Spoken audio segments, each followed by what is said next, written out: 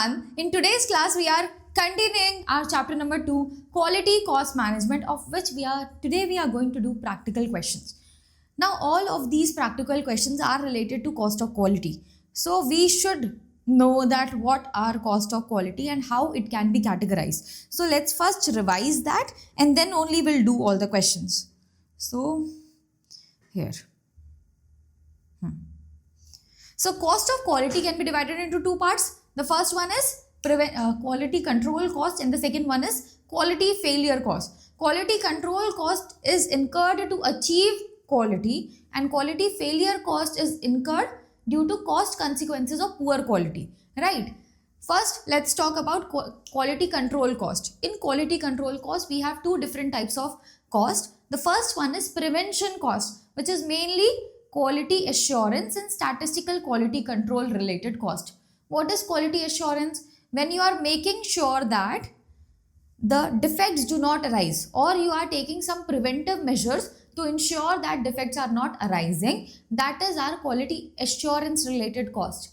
And what is statistical quality control cost? When you use statistics to control quality during your processes, that is known as statistical quality control related cost. So these are the costs which are part of prevention based cost. They are incurred for preventing poor quality from occurring. We are having some prevention measures so that we can ensure that our final product is of good quality and not defective.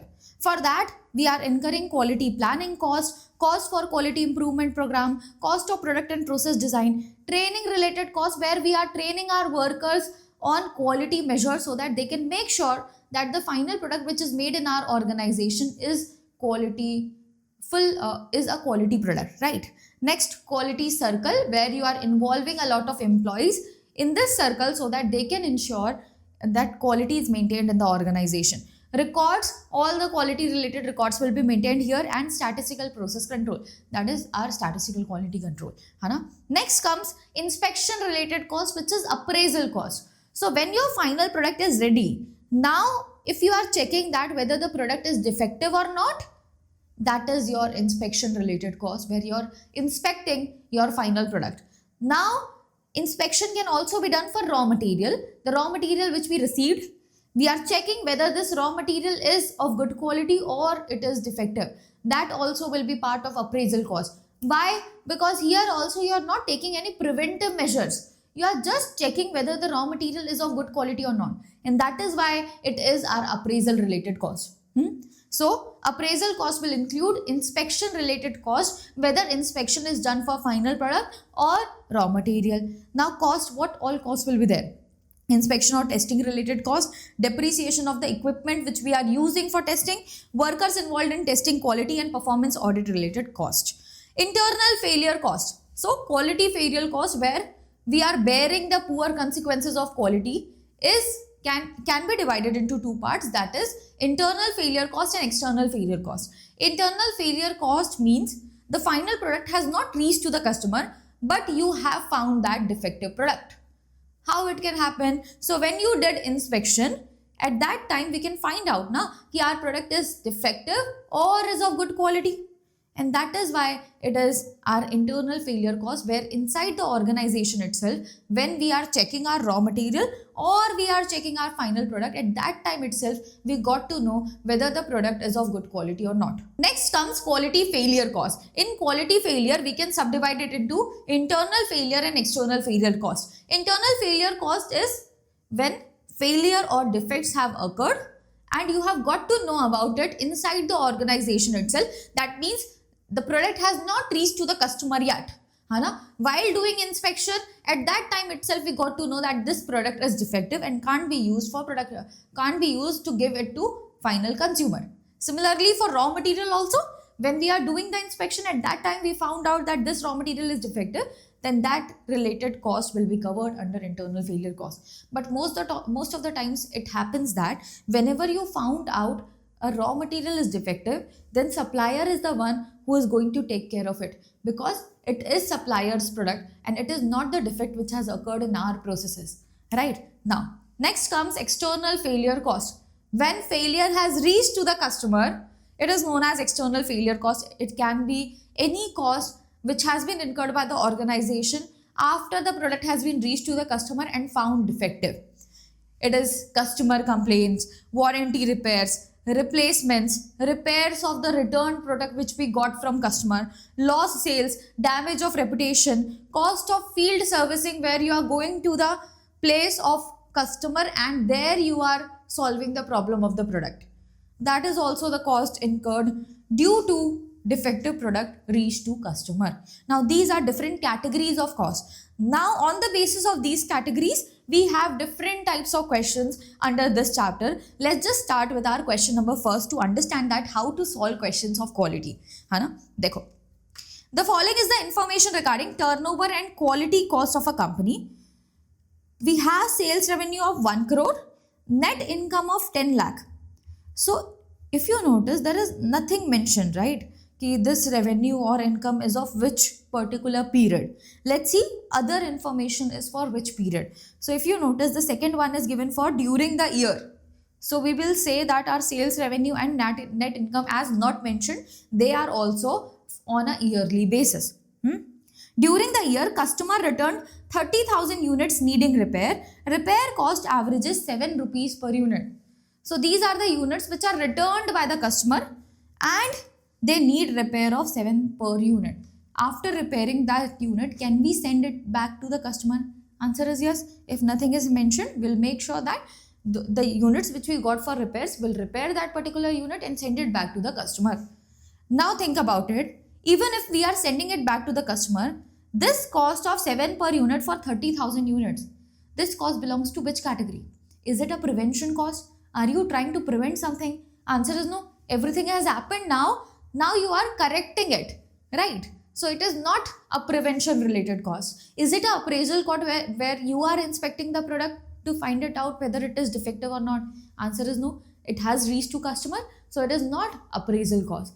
Is it internal failure cost where you find the defect inside the organization itself? Answer is no. The product has reached to the customer and then we found out the defect, and that is why it is treated as external failure cost, where product has reached to the customer and now we found out that there is some defects. Customer has found out there is some defect and he has sent it back. Now we are repairing the product and sending it back to the customer. So these costs will be treated as external failure cost.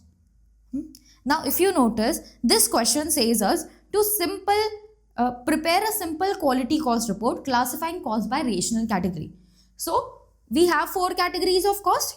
So we have to divide all cost which is given here in this 4 categories.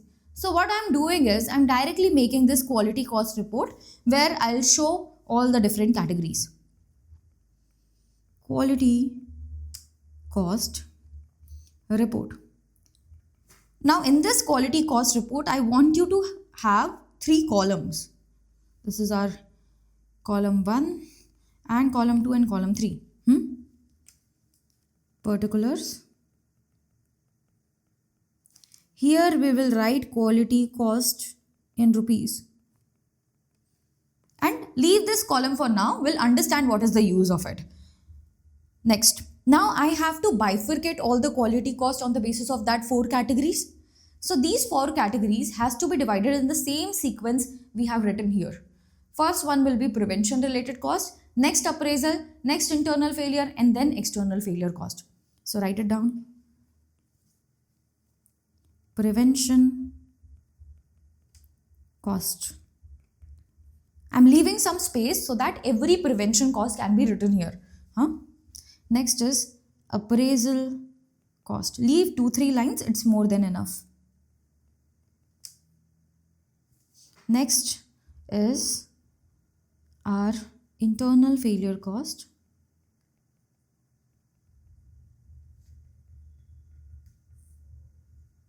And the last category is external failure cost.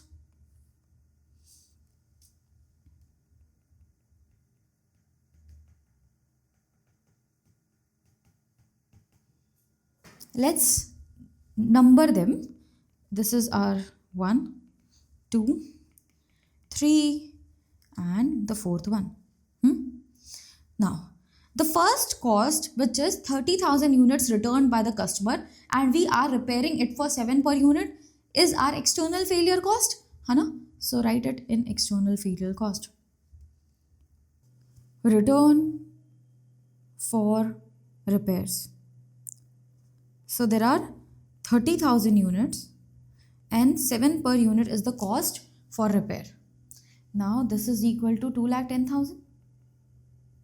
Next. 6 inspectors are employed, each earning an annual salary of 25,000. See, you need to understand one thing, that if you are taking all the cost on an yearly basis, so everything should be yearly. So this annual salary will be taken completely. That means 25,000 should be recorded there.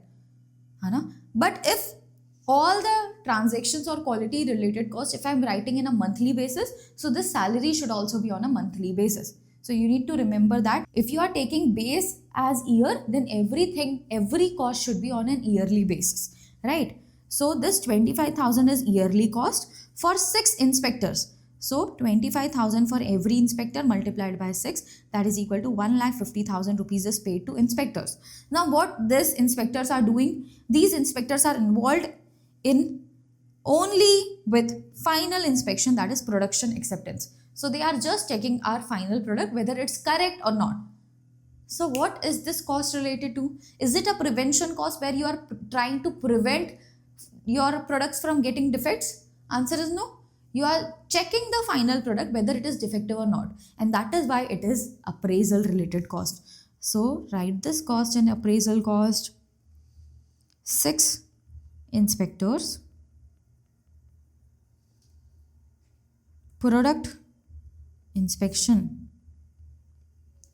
So we are paying them 25,000 rupees and there are 6 inspectors.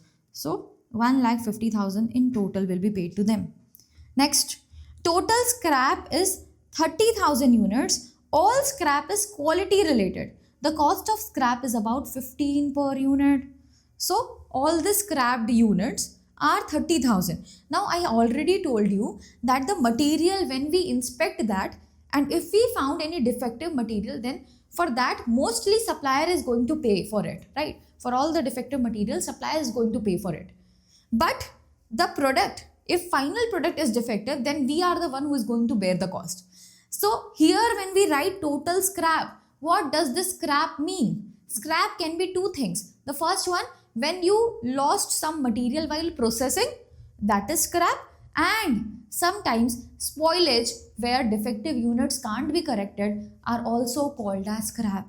So if you notice, these are not materials which are leftover materials, because leftover materials can't be counted in units, right? And that is why it will be treated as spoilage, where the defective units can't be corrected. So these are 30,000 units. All scrap is quality related and the cost of scrap is 15 per unit. Now, is it mentioned that these units has been sold to the customer and then we got to know that these are scrapped units? Answer is no. So these units we already got to know inside our organization that these are defective units. And hence, as we got to know inside the organization and found out that there is poor quality, it will be internal failure cost. Internal failure cost is when you got to know about bad quality inside the organization itself, when the product has not reached to the customer, right? So total scrap is 30,000 units. And if a particular unit is a scrapped unit, that means we have incurred everything on it, whether it be material, labor and other expenses, and now we got to know that this unit is purely defective and can't be corrected, right? And that is why if you notice, the cost of scrap is really high. It is 15 per unit. Why it is so high? Because it has already incurred the material, labor and other expenses. So 30,000 into 15, that is equal to 4,50,000 is our scrap related cost. Next, each year approximately 1,50,000 units are rejected in final inspection. So when I'm doing final inspection, that is appraisal cost. But after doing final inspection, you got to know that some units are defective. So these defective units related cost will go to internal failure cost. Doing inspection is appraisal cost, but after doing inspection, whatever defective you found out is internal failure cost. So this 1,50,000 units which are rejected in final inspection is related to internal failure. Of these units, 80% can be recovered through rework. After working on them again, we can recover these defective units. We can make it a quality product which can be sold to final consumer. But this rework will have a cost. So 3 per unit will be incurred for these units on rework. Now, so out of 1,50,000 units, all units are not reworked. Only 80% of it is reworked and corrected by incurring a cost of 3 per unit. Right? So what will happen to remaining 20% units, which is equal to 30,000 units? What will happen to them? It is not mentioned in this point. And if you notice, exactly 30,000 units are scrapped.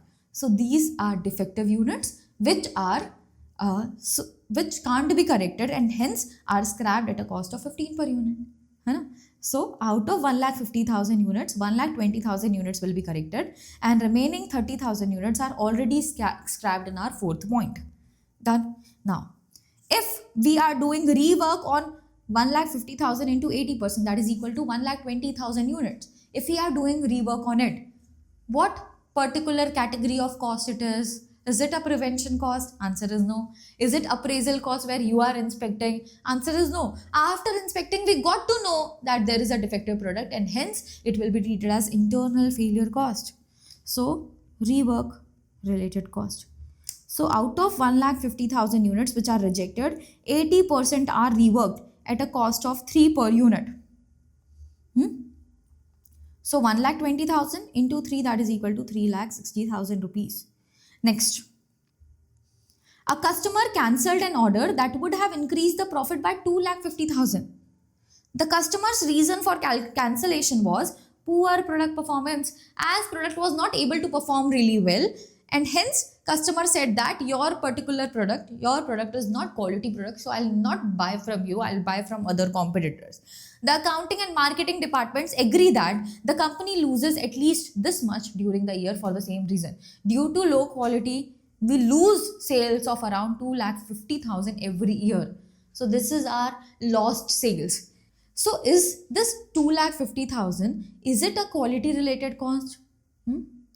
Think about it. If you would have incurred prevention cost at a good amount where you are ensuring that every product is a quality product which is reaching to our customer, then would you have lost the sales? Answer is no, because the sales has been lost just because our defective products are reaching to the customer and they are not liking it, and that is why this customer has cancelled the order.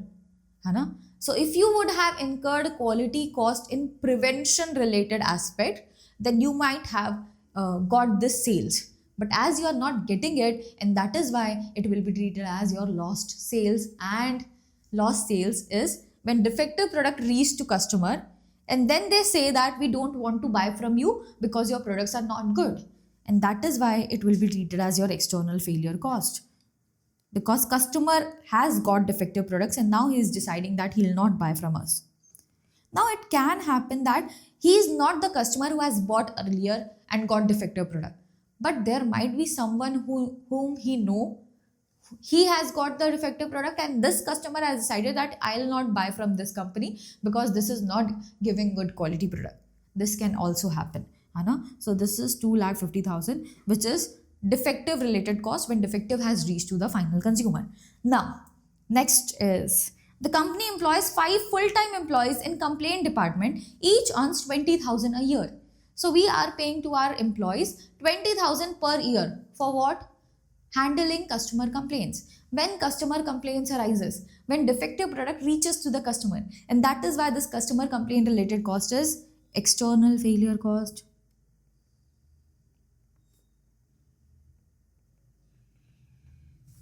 So 20,000 is paid for every employee and there are 5 employees. So total 1 lakh rupees. Next. The company gives sales allowance totaling 1,30,000 due to substandard product being sent to the customer. So you are sending substandard product to the customer and that is why you need to pay some allowances to them. This allowance is also when defective product has reached to the customer, and that is why this is our external failure cost. Sales allowance 1,30,000. Next, the company requires all new employees to take in 3-hour quality training program. The estimated cost for this program is 80,000. When you are providing quality training to your worker, what cost is it? What type of quality cost is it? Is it a prevention, appraisal, internal failure or external failure? External failure is when the defective product has reached to the customer. So this is not related to that. Similarly, it is not an internal failure you are finding where you are finding defective product inside the organization. This is not appraisal related cost also, because this is not inspection. You are providing quality training to your employees. And why are you providing this? So that quality can be made sure while the product is in processes itself. We need not check it afterwards and we need not find out the defective products. Why? Because we are making sure that our product is made of good quality. And that is what this cost is related to. And hence, it will be treated as prevention cost. So, quality training cost, which is of 80,000 rupees, is prevention cost. Inspection of the final product requires testing equipment. The annual cost operating and manufacturing of this equipment is 1,20,000. So, on an yearly basis, we are incurring a cost of 1,20,000 on an equipment which is used for testing. So this final testing is done for our final products. And if you are using an equipment for testing final product, it is related to inspection cost, and inspection cost will be covered under appraisal.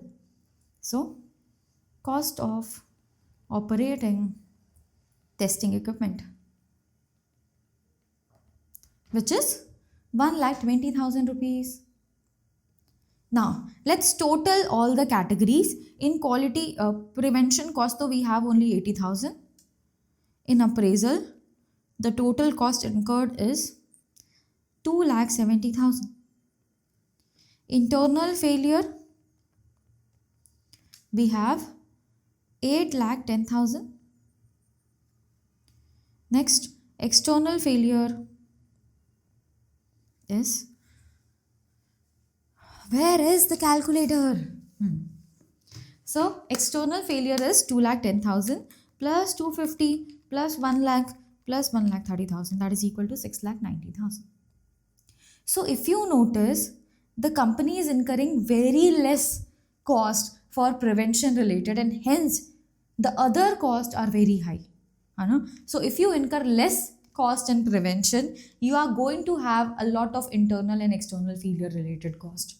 So make sure you are incurring more on the quality control related part, so that you can make sure that failure related costs are reduced. Done. Now, this is our total. Now after this, we need to calculate the total quality cost also.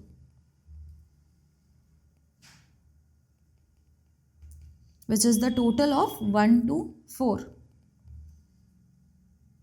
80,000 plus 2,70,000 plus 8,10,000 plus 6,90,000, which is equal to, we are incurring a total of 18,50,000.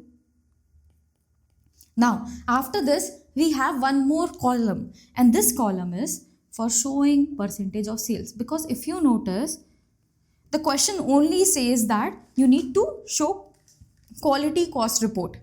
But the thing is, there is one more thing given in question, which is your sales. And what is the reason of giving this sales? It's not mentioned. So what we need to do is, whenever you are making quality cost report and the question gives us the sales amount, we need to show that what percentage of sales we are incurring different quality cost. And now if you notice, there is one more thing, which is net income is also given. So this net income is given for comparison, that from the sales revenue of 1 crore, you are earning a net profit of 10% only. Let's find out that how much quality cost is incurred for the sales revenue, and that is why this is given, to compare this with the quality cost incurred. Now, so 80,000 from 1 crore is how much? Calculated. How to calculate it? So I'll take 80,000 divided by 1 crore into 100, that is equal to 0.8%. So out of our 1 crore sales, quality cost is only, prevention related cost is only 0.8%. Next is 2,70,000 divided by 1 crore, which is equal to 2.7% out of our 1 crore cost, only 2.7% is related to appraisal cost. Next, internal failure is 8,10,000 out of 1 crore. So this is 8.1%. 6,90,000 out of 1 crore, which is 6.9%, and 18,50,000 out of 1 crore is 18.5%. Done. So think about it, you are earning only net profit of 10%, but your quality cost is 18.5%. It is huge. And the reason of it being huge is you are incurring very less cost in prevention, and that is why you are incurring a lot of cost in failures. Now, moving forward to our next question. Now, this question is exactly same as that of your question 1. So, I'll suggest you first try it once and then see how I am solving it. The question is exactly same, only the numbers are changing. So, just pause the video once and solve it yourself. If it is solved, good enough. If not, so I am solving here. You can see the answer. Chalo. The following financial information has been extracted from the records of Ashreen Limited for analyzing the cost of quality for the year 22-23. We have sales revenue of 400 lakhs and other informations are given. We need to analyze the cost of quality, showing its elements separately and working. So we'll make a quality cost report and show everything there itself. Quality cost report. I'll bifurcate it as we have done in the question number 1. Quality cost, amount and percentage of sales.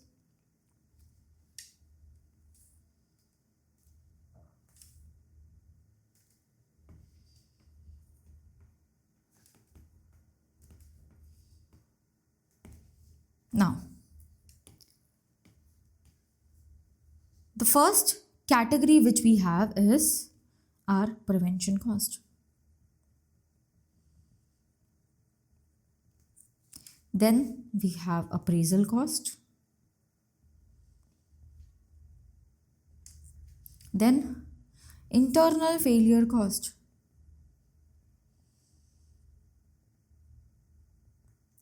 And external failure cost.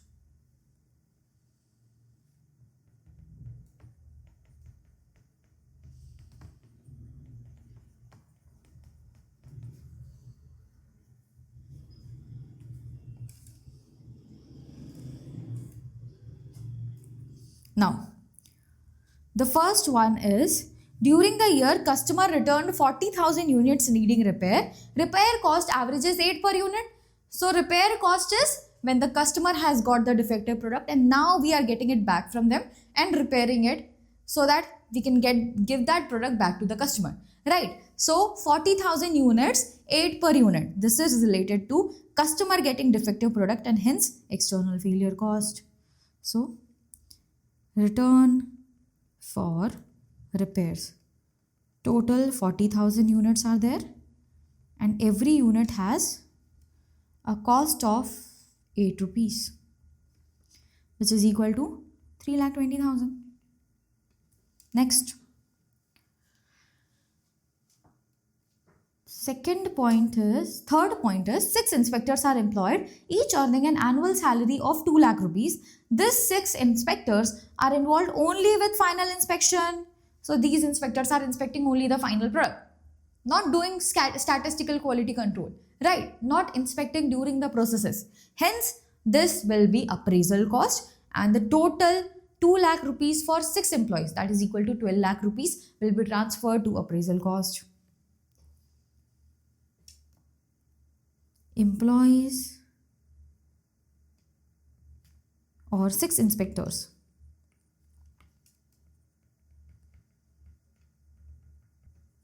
Doing product inspection.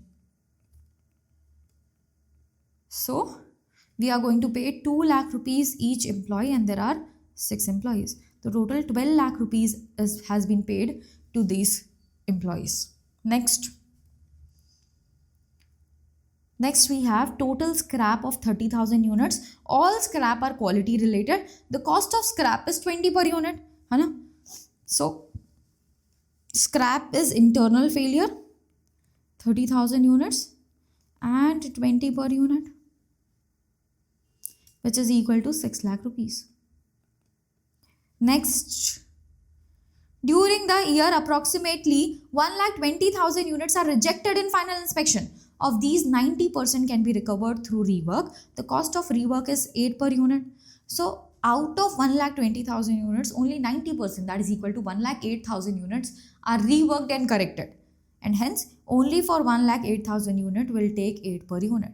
Now, you are doing rework of the units which you got, or you got to know that they are defective inside the organization itself. The product has not reached to the customer. So this is failure cost, but internal failure. Hai? So write it down. This is rework cost. So out of 1,20,000 units, 90% can be reworked, and the cost of rework is 8 rupees per unit. So 1,20,000 into 90% into 8 per unit is 8,64,000 rupees. Next, the company employs 5 full-time employees in the complaint department. Each earns 1 lakh for this year. So everyone is earning 1 lakh, and there are 5 employees who are handling complaints. So complaints arise when customer has got the defective product, and if customer has got the defective product, it is a failure and it is an external failure. So customer complaints. 1 lakh is paid to every employee, and there are 5 employees, which is equal to 5 lakh rupees. Next, the company requires all new employees to take 3-hour quality training program. The estimated cost for the program is 1,50,000. This is quality training which is provided to the employees so that they can make sure the product is not defective during the process itself, and hence it's a prevention cost. Quality training, and the total cost incurred is 1,50,000. Next, inspection of the final product requires testing equipment. The annual cost of operating and maintaining this equipment is 1,80,000. So testing equipment is required for inspecting the product, and inspection related cost goes to appraisal. Testing equipment cost, which is 1,80,000. This is yearly cost, not the total cost of the equipment. Done. Now we can calculate the total amount for every cost. Total of 2, which is 12 lakh plus 1,80,000, 13,80,000. 6 lakh plus 8,64,000, which is 14,64,000, and total of external failure, which is 8,20,000. Next comes the total quality cost. So for this, we'll take total of 1 to 4. So the first one is 1,50,000. Next we have 13,80,000, and then 14,64,000. 8,20,000, which is equal to 38,14,000. After calculating this, we can also show that how much percentage of sales we are incurring different types of quality costs. So we have a sales of 400 lakh and quality training is 1,50,000. So can I say 1.5 divided by 400 into 100? We can calculate it like this. So this is equal to 0.375%. What you can do, you can divide 1,50,000 directly with 400 lakh. But to write every time 400 lakh in your calculator is a complicated task. So what I did is, I have converted this into lakhs. So this is equal to 1.5 lakh divided by 400 into 100. So 1.5 divided by 400 into 100 is equal to 0.375%. Similarly here, 13.8 divided by 400 into 100 is equal to 3.45%. Next, 14.64 divided by 400 into 100 is 3.66%. 8.2 divided by 400 into 100 is 2.05. And the last one, 38.14 divided by 400 into 100 is 9.535%. Done. This is the first part of the question. Now the next part is saying that if the selling price per unit is 50 and variable cost is 60% of the sales. So if selling price is 50, 60% of 50 is 30. So variable cost is 30. and fixed cost is 70 lakh per annum, determine what will be the profit net of quality cost of the company for the year 2022-23. Now the one thing which you need to understand is, normally when we write this variable cost and fixed cost to calculate our profit, we mean that our quality cost has already been included in this.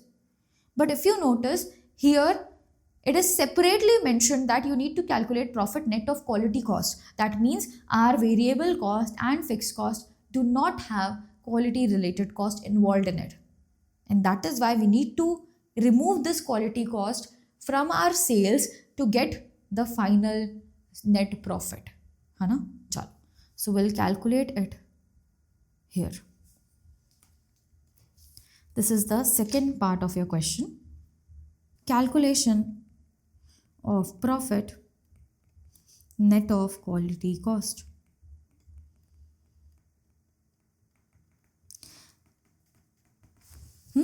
So to present it, you can do this in two different ways. Let me just tell you the first way. For this, I'm showing rupees in lakhs. So sales. We already know that total sales is of 400 lakhs.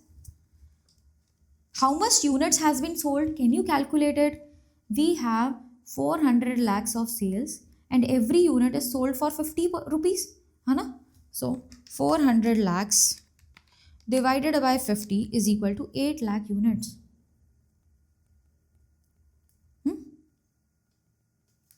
Now, variable cost, we already know that it is 60% of sales. So you can calculate directly from here 400 60%, or you can do 8 lakh into 30 rupees per unit, which is our variable cost per unit. You can do it both ways. You will get the same answer, which is 240 lakhs.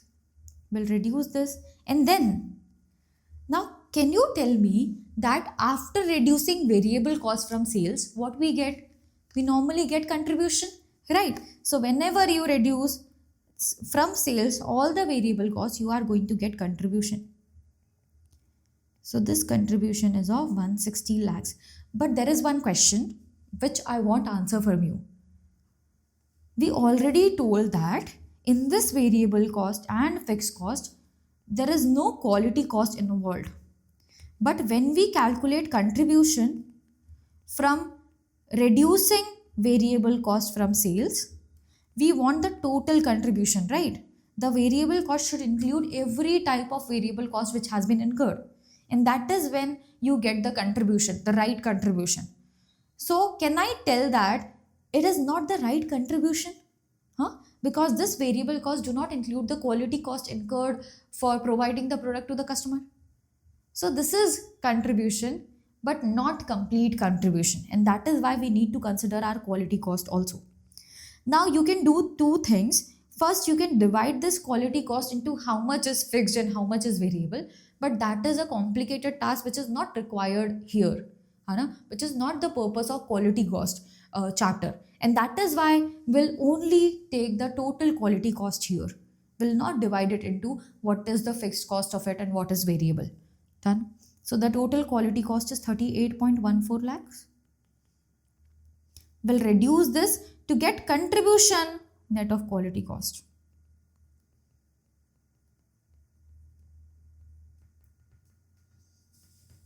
So this is equal to 160 minus 38.14, which is equal to 121.86. Now after this, I'll reduce the fixed cost, which is 70 lakh rupees. And hence our net profit is, now that you have reduced all the cost, so we can get the net profit, which is 51.86 lakh rupees. Done. This is the way to show your calculations of profit. Or else what I suggest, this is the way Institute has given the answer in their past attempts around 2012 or 13. But what I suggest is, why to write contribution here? Because you don't know whether it is the correct contribution or not. And why to write contribution here also? Because think about it, this quality cost can be variable, or it can also happen that it is a fixed cost. Because The salary related cost which you are giving to your inspectors or customer complaint employees, this though you have to incur. Even if the defects increases or decreases, you need to incur that cost exactly as it is. So that is the fixed cost of quality, Hana. And then also we included it here as a variable cost to calculate contribution. So this is the presentation what is given from institute side. What I suggest is take sales, divide, minus the variable cost whichever is given. Don't name it. No need to name it. Huh? Directly we'll calculate it and then we'll reduce the quality cost. No need to name this also. Just reduce the final fixed cost and calculate the net profit. You can do that. Huh? So it's better to not name it. Why? Because why to create complication? Because quality cost can be fixed and variable both. Okay? So I have written that and then have cutted it because we don't know what we should call it. It can be fixed, it can be variable. The quality cost can be fixed, can be variable. Done. Now, after this, our second question is also completed. Now we are moving to our third question. So Zebra Limited introduced a quality improvement program and following results are observed. So 2022-23 related information and 23-24 related information is given.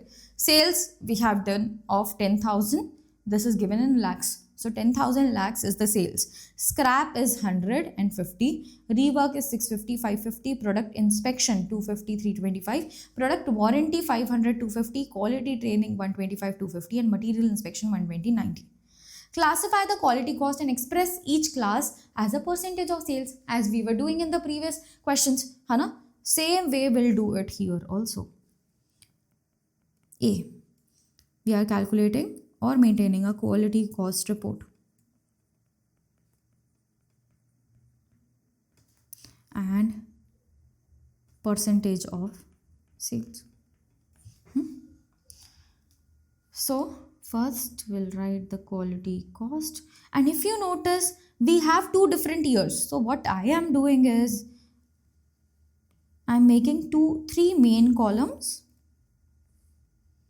and dividing these two columns into two parts.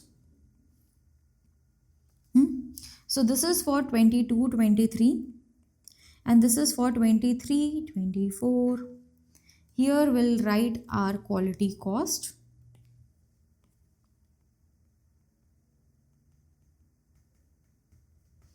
And here we'll show our percentage of sales. Similarly, quality cost and percentage of sales. We will also calculate it in lakhs. So write it here, rupees in lakhs. Now, let's first bifurcate it because here itself we can find out what cost is related to which category. So scrap is when scrap arises when you found the defective inside the organization itself. So it's a internal failure. Similarly, rework is when you are correcting the defectives inside your organization itself. It has not went to customer. So this is also internal failure. Product inspection. You are doing inspection here. Appraisal related cost. Product warranty. Warranty claims happens when the product has reached to the customer and it is defective. So this is our external failure cost. Quality training provided to the customer. Quality training provided to our employees is a prevention cost. And material inspection. Here also you are doing inspection, hence appraisal cost. Let's categorize them. First category is prevention cost.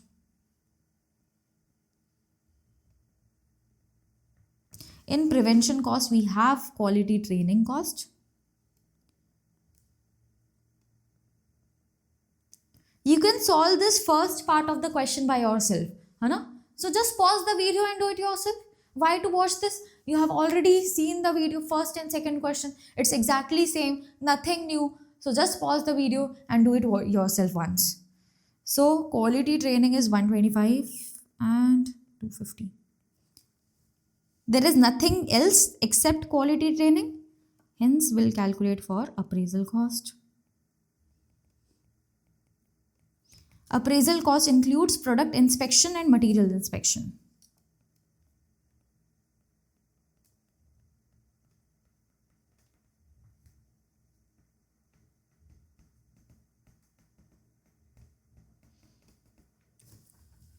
Product inspection is 250, material inspection is 120. Similarly for the next year, 325 and 90. We can also calculate the total of it because these are the only two costs included in appraisal. This is 370 and this is 415. Next, the third category is internal failure cost. In internal failure, we have scrap and rework. Scrap and rework. So, scrap is 100, rework is 650. Similarly, for the next year, 50 and 550. Total for the third category is 750 and 600. Next comes our external failure cost, which is just warranty, product warranty. Fourth category is external failure, which includes product warranty.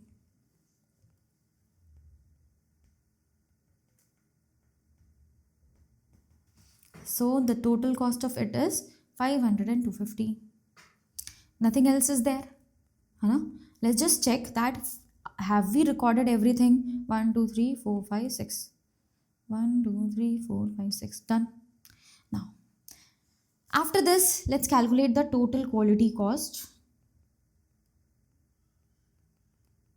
For this, we'll take the total of 1, 2, 4. So, 125 plus 370 plus 750 plus 500 is equal to 1745. Next, 250 plus 415 plus 600 plus 250 is equal to 1515. Now, we need to calculate percentage of sales, right? So, our sales is of 10,000 and prevention cost is 125. So, 125 divided by 10,000 into 100, which is equal to 1.25%. Next, 370 divided by 10,000 into 100, 3.7%. 750 divided by 10,000 into 100 is 7.5%. Next, we have 5% and 17.45%. Similarly, here also the sales is 10,000, so 15.15%, 2.5%, 6%, 4.15% and 2.5%. Done. This is our first question.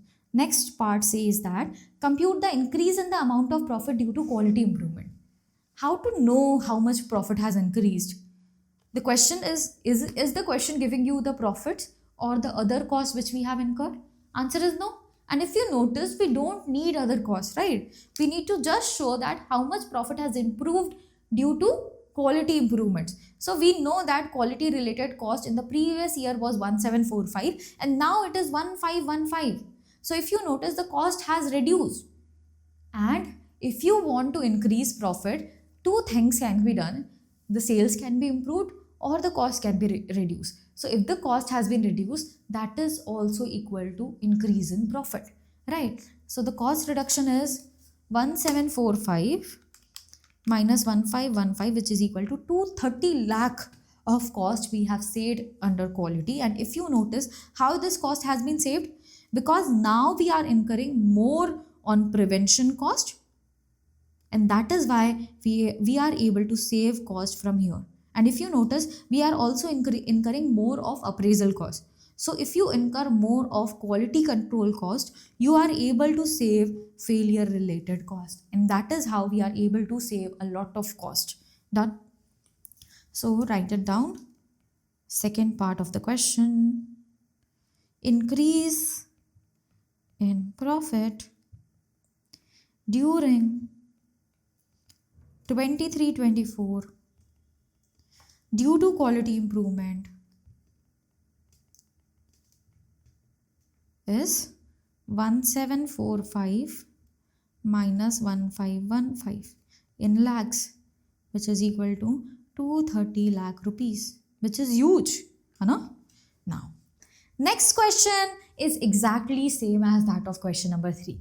So this question I want you to do as homework. Nothing is changed, everything is same, just the numbers have been changed. Hana? So do it yourself, and in the next class we can discuss it. What's the answer? Whether we both are getting the same answer or not. Hana? Now moving forward to our next question, which is question number 5. Mark it as important. It's very important question. See what it says. And let me tell you, after this question, every question is going to be important. Huh? Now, Rax Limited manufactures and sells premium quality of sports shoes in India. Noted Sports Club and its members are the main customers. So there are many type of customer it has, but the main customers are the sports club and the members of them. Finished product shows some rectifiable defect. Now, what is rectifiable defects? The defects which can be rectified by doing rework or rectification. No need to scrap all the defective units. You can correct them by incurring a rectification cost. These problems can be detected and rectified during the internal inspection itself. While doing internal inspection, we can find out the defects and correct it. Inspection cost is 30 per unit. Now think about it. This 30 per unit of inspection cost, will it be incurred only for the defective units or for every unit? Inspection cost. We are inspecting. So while inspecting, we don't know, right, which one is defective and which one is not. And that is why we need to inspect every product. So this 30 per unit cost will be incurred for every unit to identify whether this unit is defective or not. Rectification or rework cost, as we understood that this defects can be rectified. The cost of it is 18 per unit to rectify the defects. During 2023, 60,000 pair of shoes were manufactured and sold. So total 60,000 units are manufactured and sold to our customer. After inspection, defect was detected in respect of 5% of output. So out of this 60,000 units, which is our output? This is the total units we made. So this is our output. So out of the 60,000 units, 5% of output is detected as defective while doing inspection. Now let me just write all of this information. It will be used for you to grab all of these. You can also write it. Sales and manufactured unit. Units sold and manufactured are 60,000, right? So if I talk about inspection cost, so this inspection cost will be incurred for every unit. So all of these 60,000 units will be inspected and 30 per unit will be incurred. So total of it is 18 lakh rupees. Next, after this, we have a rectification cost for rectifying the defects. Rectification cost for defects found in inspection. So during inspection, we are able to find the defects and these defects will be corrected with 18 per unit of cost. So how much defects we found out? 5% of output. So 60,000 units are there, out of which 5% is defective. That is equal to 3,000 units. And the cost of it is 3,000 units into 18 rupees per unit. That is equal to 3,000 into 18 is 54,000 rupees. This is the cost for rectifying the defects which are found during the inspection. Now, after sales, customer reported defect in respect of 6% of the output. So even after doing this whole inspection thing, we were not able to find out the remaining 6% of defects and they have reached to the customer and the customers reported this defects. So 6% of output. Output is 60,000. 60,000's 6% is equal to 3,600 units are defective which has reached to customer. Let's just write this also. Units reached to customer and found defective.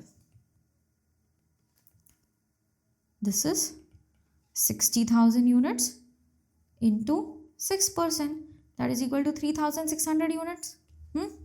Next, These shoes were received back from from customer at a transportation cost of 10 per pair. Now, if defective product has reached to customer, we have to get it back. है ना? And if these units can be corrected, we will correct them, or else they have to be scrapped and the new units have to be sent to customer. But the thing is, if you notice, our question has already said us that the defects which are there in our finished product can be rectified. है ना? So those defective products have reached to customer. So this 3600 units, which is 6% of the output, can this also be rectified? Answer is yes, we can rectify that also. So we will incur 18 per unit to rectify the defects of the units which has reached to the customer. And also we have to incur 10 per pair to get the units from the customer, right? So write it down. Transportation cost for defective units reached to customer. So 3600 units are defective which has reached to customer, and 10 per unit, that is equal to 36,000 units, has to be incurred for transporting it back and giving it back to the customer. Total 10 rupees per unit is incurred. Now after this, rectification of defects found by customer. So the defects which are found by customer, we can also rectify it. Our question already says that our finished products, if they are defective, that defective is rectifiable. So the defect which customer has found out, which is 3600 units, into 18 per unit, by reworking it, by rectifying it, we can correct the units. So 3600 into 18, that is equal to 64,800 rupees. Done. So all the defectives has taken from the customers, repaired it, and now we are giving it back to the customer. Next, due to negative publicity arising out of sales of defective material, loss of sales is expected in next year to the extent of 5% of external failure. So what is happening here? As your defective product has reached to the customer, now they are doing publicity of yours but negatively, and due to this negative publicity, your sales in the next year is going to be reduced by 5% of external failure. So what was the external failure? External failure was of 3600 units. 5% of it will not be sold in the next year. So 3600 into 5%, that is equal to 180 units sales has been lost for the next year. So lost sales. Out of 3600 units which were the external failure, 5% will be lost sales in the next year. 180 units. Done. Now, after this, question says, analyze the cost of quality showing its elements separately with working. So you need to bifurcate all the quality cost into those 4 categories and so show the separate workings of everyone. If the selling price per pair of shoes is 600 and variable cost is 60% of the sales, fixed cost is 5,50,000, prepare the profitability statement for the product during 2023. Now with the help of this information, which is that the shoes will be sold for 600 and variable cost will be 60% of sales, can I calculate that due to this lost sales, how much contribution I am going to lose? Because think about it, due to this lost sales, you are going to lose all the amount of sales, which is 600 rupees per unit for 180 units. But the thing is that total 600 per unit is not going to be my profit. For making this 180 units, we need to incur a cost which is known as variable cost. So the 60% of sales is pure cost. I can't have it when I'm making a product. I have to incur this cost. So am I going to earn 600 rupees in 180 units? Answer is no. What I'm going to earn is 600 minus 60% of sales, which is our variable cost, that is equal to 360. So I'm going to earn only 240 rupees per unit when I'm selling my 180 units, right? So as you are not able to sell this 180 units, how much contribution is lost?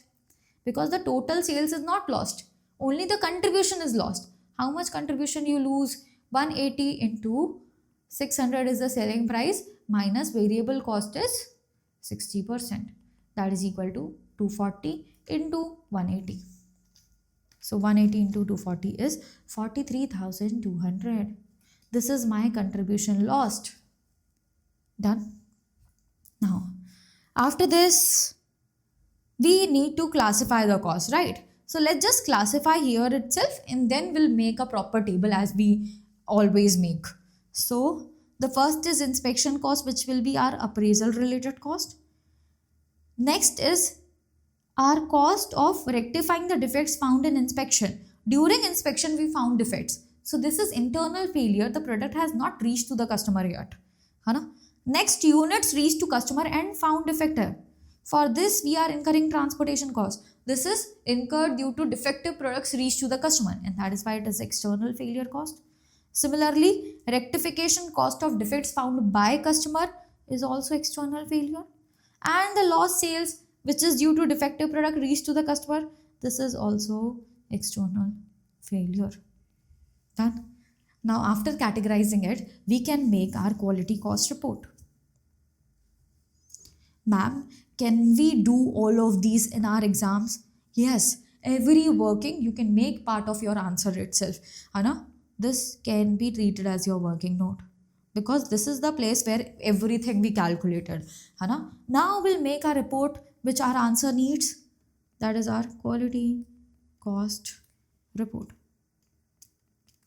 Here also we can show our percentage of sales. How we will show that? So if you notice, we know the units sold and we also know the selling price. So can we calculate the total sales amount? Of course, yes. So if sales amount can be calculated, percentage of sales can also be calculated. Now next is quality cost in amounts.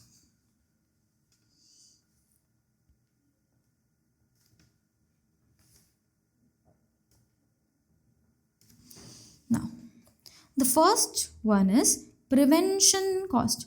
But if you notice, there is no prevention cost, right? Only appraisal, internal failure and external failure is there. So why will I make that in prevention cost wala category? Let's directly make appraisal cost as category. So what appraisal cost we are incurring? Inspection cost,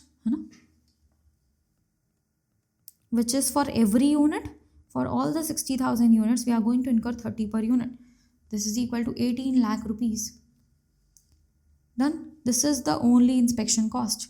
Next is internal failure cost.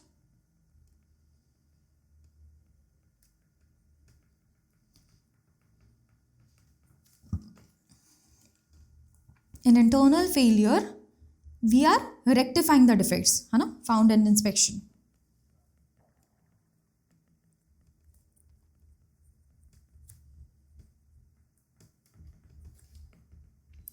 So, how much defect we found out? So, out of all the 60,000 units of output, 5% defects we found out. And for every unit which is defective and found in inspection, we will rectify it by incurring 18 rupees per unit. So, 60,000 into 5% is 3,000 units, into 18 is 54,000 rupees. Next, after this, though, we have external failure. Third category is external failure cost. So for external failure, if you notice, we have transportation cost for defective units reached to customer.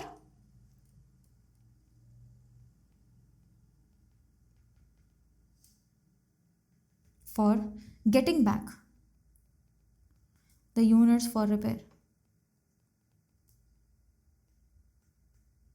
So out of 60,000 units of output, 6% is defective units reached to customer. Now all these units has to be transported back to the organization at 10 rupees per unit, which is equal to 36,000 rupees. So 3,600 units into 10, 36,000 rupees.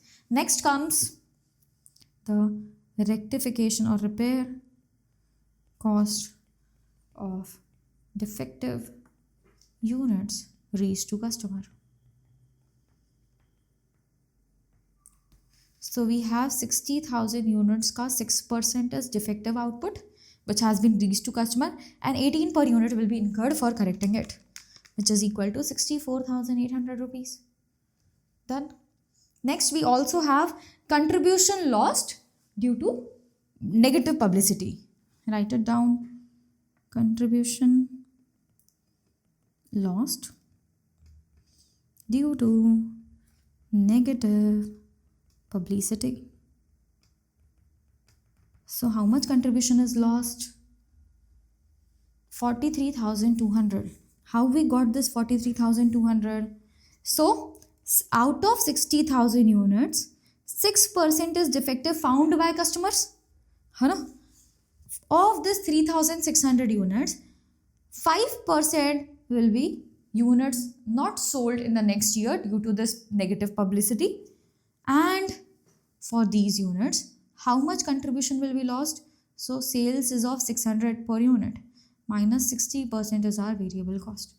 So if you calculate 60,000's 6% and it's 5%, and then we have 600 minus 60%, which is equal to 240, that is equal to 43,200. Done. Now let's calculate the total of external failure cost.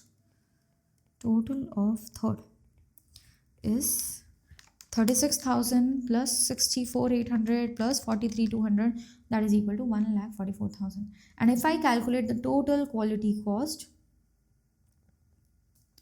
from 1 to 3, then the total cost incurred is 18 lakh plus 54,000 plus 1,44,000, which is equal to 19,98,000. Done. And if I have to calculate from percentage of sales, so let's first calculate how much sales we have done. So 60,000 units are sold to the customer, and every unit is sold for 600 rupees. So 60,000 into 600, which is equal to 360 lakh rupees. So sales is of 360 lakh and 18 lakh is incurred in appraisal cost. So 18 divided by 360 is equal to 5%. 54,000 divided by 54,000 can be written in lakhs as 0.54 lakhs divided by 360 is equal to 0.15%. Next, 36,000, which is 0.36 lakhs divided by 360 is equal to 1%. 0.1%. 64,800 divided by 360 lakhs is 0.18%. Next, 43,200, which is 0.432 lakhs divided by 360 into 100 is 0.12%. Next, 1.44 lakh divided by 360 is 0.4%. Next, 19.98 divided by 360 is equal to 5.55%. Done. Now after this, next part of the question says that prepare a profitability statement for the product during 2023. So let's just prepare this profitability statement now. This is the first part of the question, and now we are solving the next part. Profitability statement.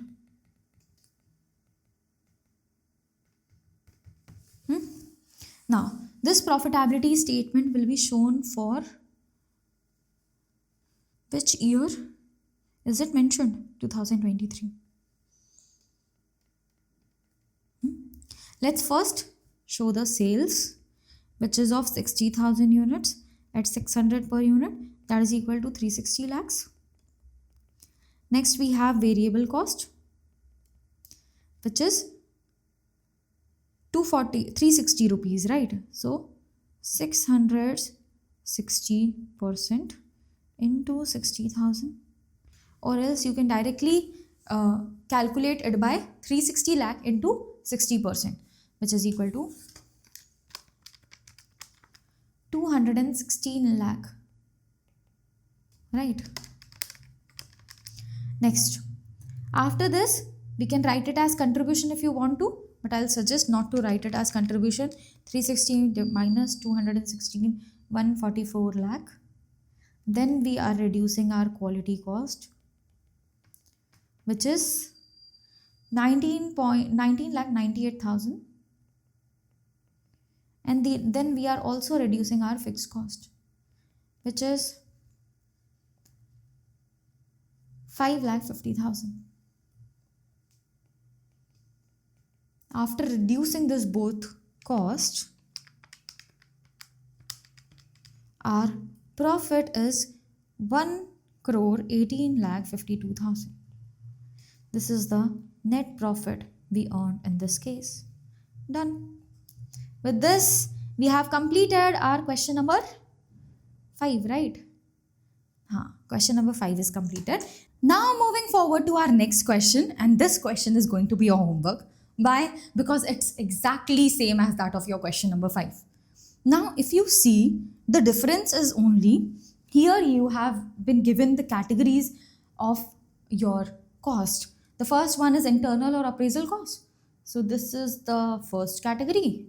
Next, the second category which you need to calculate is internal failure cost. This is the second category. And third and fourth, if you notice, third category is external failure cost, and fourth is the opportunity cost due to external failure. The contribution which you lost due to external failure will be shown in the fourth category, and others will be shown in external failure cost. So external failure cost has been subdivided into two parts. First is this one, and the second one is this category. So same question is there, the numbers has changed, and you need to make the categories. This will be our third category and this will be our fourth category. After that, every calculation will be exactly same in this question. So I want you to try this question first, and then in the next class we can discuss about what should be its answer. So this question number 6 is your homework now. Two questions are there. Question number 4 and question number 6 is your homework. Now every question after this. Next question is question number 7. Let's see what it says. A company manufactures a single product which requires two components. The company purchases one of the component from two suppliers X and Y Limited. So we are making a product which requires two components, but the thing is we are buying only one component from the suppliers. This one component can be bought from two suppliers X Limited or Y Limited.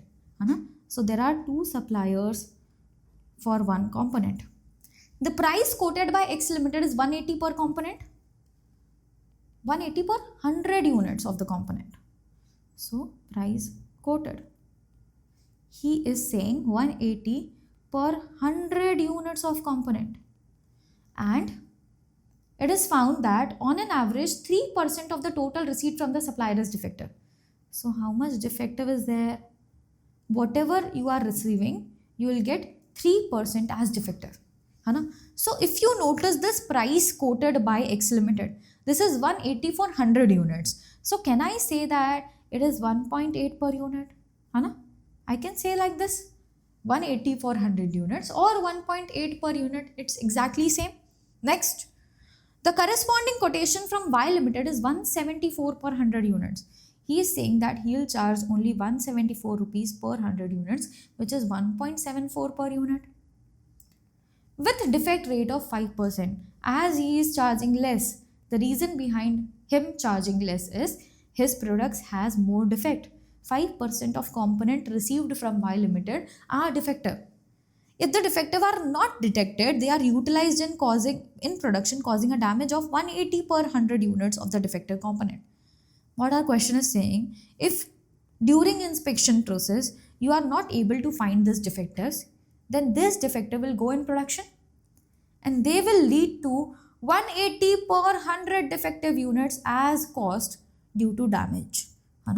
So damage cost if defective units reached production. How much is the cost? 180 per 100 defective units. So for every defective unit which is reached to production, we are going to have 1.8 rupees as cost.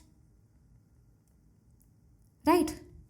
So this cost is not separate for both of them because both of them will have some defectives, and if this defective reached to production, then 1.8 per defective unit is incurred by the organization. Now next, the company intends to introduce a system of inspection for the components on receipt. Whatever component we are receiving, we are going to inspect it. For this inspection system, you will have a cost of 24 per 100 units of the component. So to inspect 100 units, 24 rupees will be paid. Inspection cost is 24 per 100 units inspected. Hana? So can I say that it is 0.24 per unit inspected? Next, such an inspection will be able to detect only 90% of the defective components received. So after doing inspection also, we will be able to detect only 90% of the defective units. So defects detected by inspection is 90%. So remaining 10% of the defects will go in the production and they'll lead to cost of 1.8 per defective unit. Done. Please justify the inspection at the point of receipt and give your working for the same. Now the question is saying that should we do this inspection cost or not? So if I want to justify that whether this inspection cost should be justified in the organization or not, for that I'll see two different situations. The first one is when the organization is not doing inspection, and the second one is when we are doing inspection. What is the difference between the cost in both the situations? So if doing inspection leads to lesser cost, then that will be preferred. If without inspection our cost is reduced, then that situation will be preferred. So let's first calculate that without inspection, how much cost is incurred by the organization. So whenever I write W/O, that means without. We can write this in our notes but not in exam. So make sure you are writing without only in your exam. No shortcuts. So this is for X limited and Y limited because we don't know from which particular supplier we are going to buy. So we will calculate it from both the suppliers' point of view. So first thing is every supplier, if you notice, has quoted a price for 100 units. So let's just calculate for 100 units only. So first calculation which I am doing is how much units they are going to send us. Units received. So let's assume that both of them are sending us 100 units. So how much defective will be there? Defective units. So for X limited we have defects of 3% which is equal to 3 units. And here we have defect of 5% which is equal to 5 units. So good units received. How much good units we received from our supplier?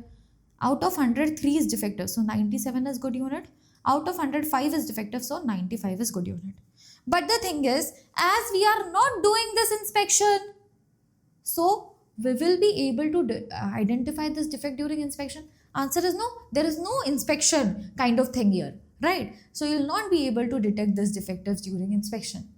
So what will happen? These defectives will go in production and they will increase our cost. Chalo. So let's calculate the cost of this. First, units received cost. So 100 units received at 1.8 per unit which is equal to 180 rupees. 100 units received at 1.74 per unit which is equal to 174 rupees. So 1.74 here and 1.8 here. Next. After this, I am going to incur one more cost which is related to defectives reached to production.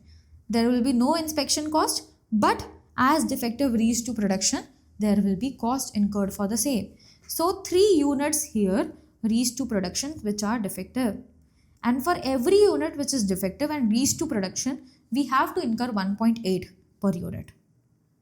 Similarly, in for Y limited, 5 units are defective which has reached to production and 1.8 per unit will be incurred. So 5 into 1.8 is 9, 3 into 1.8 is 5.4. Is there any other cost here? As we are not doing inspection, so inspection cost is not there. And after this, anything else is not there, right? This is the only cost which we have. So the final cost which will be incurred after without inspection will be 180 plus 5.4 is 185.4 and 174 plus 9 is 183. But if you notice, this 185.4 rupees is for 94 good units, 97 good units, है and this 183 rupees is for 95 good units. So can I compare this both situations of X and Y Limited? I'll not be able to compare. Why? Their base is not same. Here we are getting 97 good units. Here we are getting 95 good units. So I can't compare both the situations. Because these are the good units which I'm going to use in the production. So that base should be exactly same for both the situations. Now you can say that, ma'am, both of them are sending 100 units. So here the base is same, na? But the thing is, even if both are sending 100 units, are you able to use this 100 units in your production? Answer is no. The units which will be used in production is 97, 95, and that is not same. So what we need to do is, we need to make them same. How to do that? We will calculate cost of 100 good units. Cost of 100 good units without inspection. So this is the situation where we are not doing inspection. So what will be the cost of it? So 185.4 is the cost for 97 units. So can I write it like this? 185.4 is for 97 units. I want to know for 100 units. Similarly, here 183 is the cost for 95 units. We want to know for 100 units. Now, let's just calculate it, how much the amount is coming. 185.4 divided by 97 into 100 is 191.13. And 183 divided by 95 into 100 is equal to 192.63. This is the total cost which we will incur if we are going for without inspection and for 100 good units. Done. Similarly, we will calculate for with inspection situation. With inspection. So here also we have two suppliers, X Limited and Y Limited. First we will calculate the units. So units received. Here we will receive 100. Here we also receive 100 units. Now, as we are doing inspection, we will be able to inspect some defect or find some defects during inspection itself. So defects detected during inspection, or else first write total defects which we have. Total defects. So here 100 into 3%, that is equal to 3 units will be defective, and here 100 into 5%, 5 units will be defective. Out of this total defects detected during inspection, how much defect we will be able to detect during inspection? So our question says that 90% of the defects will be find out in the inspection itself. So we have a total of 3 units of defect, out of which 90% will be detected. That means 2.7 units. And here we have 5 units as defective, and of this 90% will be detected, which is equal to 4.5 units. Ma'am, how we will detect defects of 2.7 units and not 0.3 units? If you notice, 3 units are defective, of which 2.7 is detected, remaining 0.3 will not be detected. Now you can say that, ma'am, how 0.3 units will not be detected? So we are not only buying this 100 units. We might buy 10,000, 6,000, 7,000. It depends on the number of units which we are buying, right? We are just calculating it to know that which one is better for us. So for that, we will take this 2.7 and 4.5 only, because if I calculate it or take it in total, this will become 3, and this will become 5. Then the remaining 10% which is not detected, we are not calculating anything for it. So for here, we want to be precise enough, because we are taking only for 100 units and not more than that. That is why we need to be very precise while calculation. So we will consider this points. So next one is defects not detected. So out of 3, 2.7 is detected, remaining 0.3 is not detected. Similarly, out of 5, 4.5 is detected, remaining 0.5 is not detected. Now after this, we will calculate our amount. The first one is the cost of units received, which is 180 and 174 for 100 units. 1.8 per unit into 100 and 1.74 into 100. Next, after this, if you notice the question says that the company intends to introduce a system of inspection for the components on receipt. The inspection cost is 24 per 100 units. We have already considered this. Such an inspection will be able to detect only 90% of the defective components received. Now, next line which we already missed is no payment will be made for component found to be defective in inspection. Whatever component which we found in inspection as defective, we need not make any payment for the same. So think about it. Out of the 100 units which we received, 2.7 defective we already found out during inspection.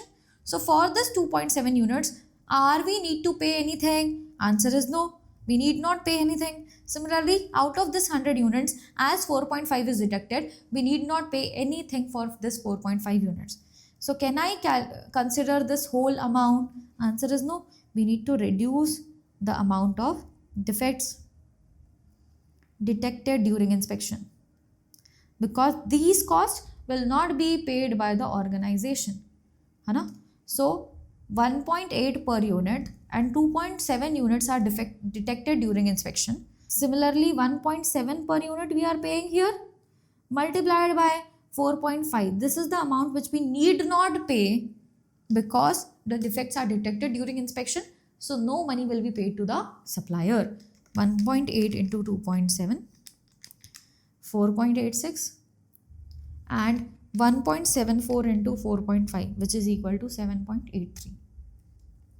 So the total amount which we are going to pay to the supplier is 175.14, and 174 minus 7.83, that is equal to 166.17. This is the amount paid to supplier.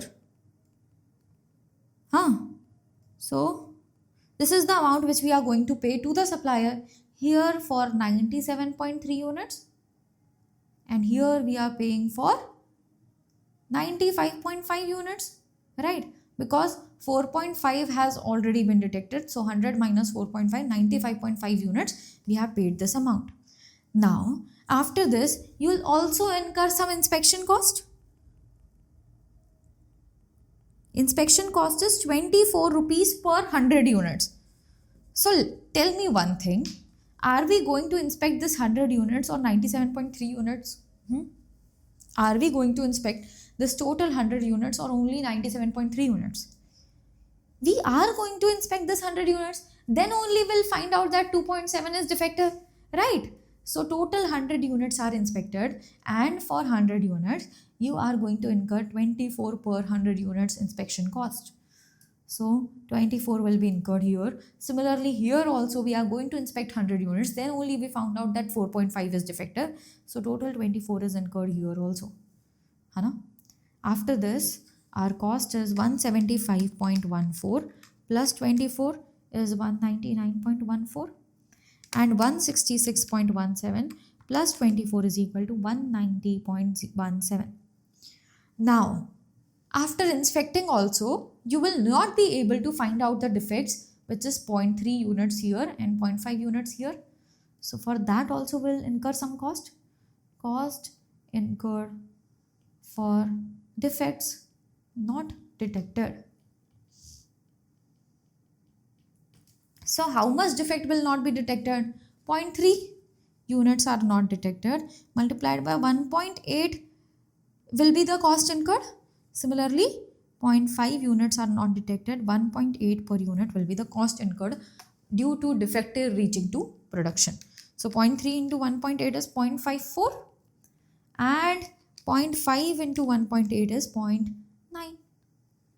Now the total cost is 199.68 and 191.07 है ना. Now, if you notice, this 199.68 is for 97 good units. Because think about it, we had 100 units, then 2.7 was detected during inspection, then 0.3 was detected as defective during production. So 100 minus 2.7 minus 0.3 is equal to 97 good units. Similarly, here also 100 units was received, out of which 4 was detected as defective, then 0.5 was detected during production. So 100 minus 4.5 minus 0.5, that is equal to, this is the cost for 95 good units. So the same question arises here, that if it is for 97 and if it is for 95, we will not be able to compare both of them. The base should be exactly same, and hence we will calculate cost of 100 good units.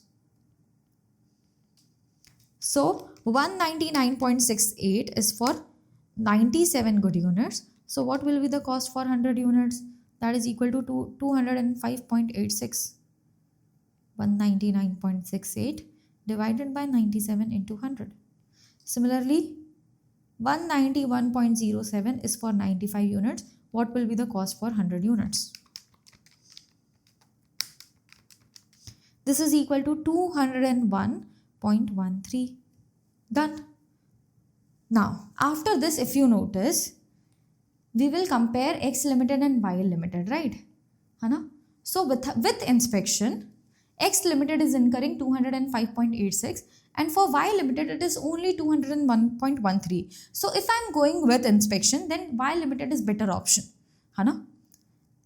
If I notice without inspection, X limited is incurring only 191.13 and Y limited is incurring 192.63. So we will prefer X limited if we are going with for no inspection, right? Now the question is asking whether inspection is justified or not. So if you notice, X limited is incurring 191.13 without inspection, and with inspection it is 205.86. So you are incurring some extra cost due to inspection, then it is of no use, right? The inspection is actually of no use because it is not giving us any benefit. It is leading to some extra cost. Similarly, in case of Y limited also, it is 192.63 without inspection, and with inspection it is 201.13. So inspection is actually of no use for the organization here. Hana? So write it down. It can be different for different organization. For this organization, we are having no benefit of doing inspection. Right? So the question number is A. Please justify the inspection. Inspection at the point of receipt is not advantageous. It is of no advantage for the organization. Hana? Due to additional cost per 100 good units.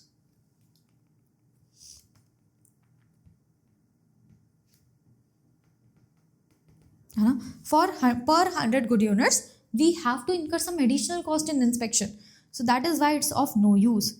So without inspection, what is the cost? With inspection, and then the extra cost due to inspection.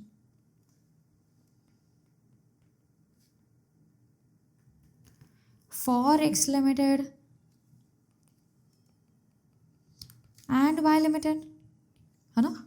So without inspection it is 191.13 and 192.63.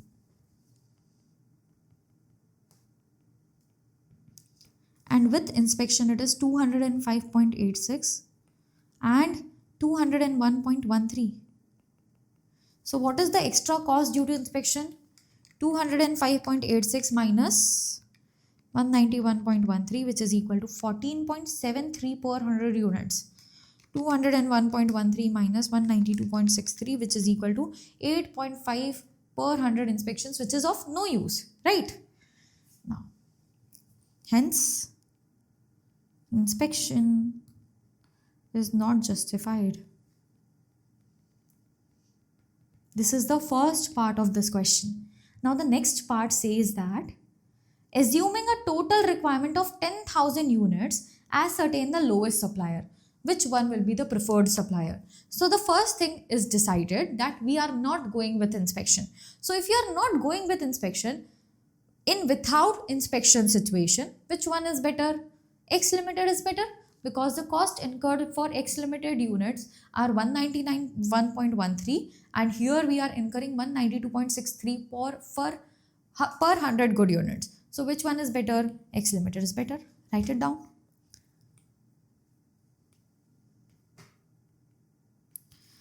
Purchase from X Limited without inspection is cheaper as there is cost saving of how much cost we are able to save. So 192.63 is incurred for Y Limited and 191.13 is for X Limited. So total we are able to save 15 rupees per 100 good components. This is the cost for 100 good components. So per 100 good components we are able to save 1.5 rupees. And hence which one is preferable? X Limited is preferable. Done. So this was our question number 7. Complicated but a good question. Mark it as important if you have not done yet. Now, next question number 8. Let's see what it says.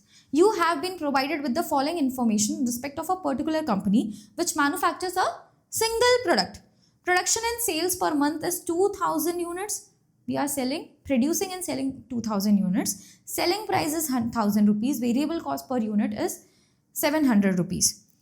The company is toying with 2 different suggestions to implement an inspection policy. So company is not able to decide which suggestion they should implement.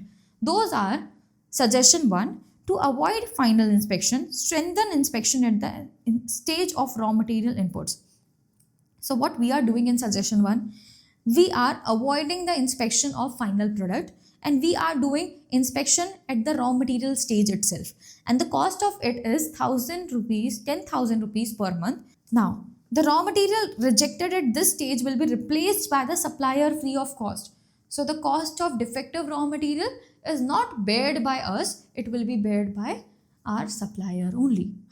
Now, and improving machine inspection at an additional cost of 15,000 per month. So we use machine for inspecting the product and we are improving it by incurring a cost of 15,000 per month. After such step, it is expected that 1% of the quantity sold is to be replaced under free warranty clause. So even after doing this raw material inspection and using machines, 1% of the quantity sold will have to be replaced because 1% of the units will be defective which has reached to the customer and it will be done under free warranty clause. That means we will not charge anything from the customer. We will do it from our cost itself.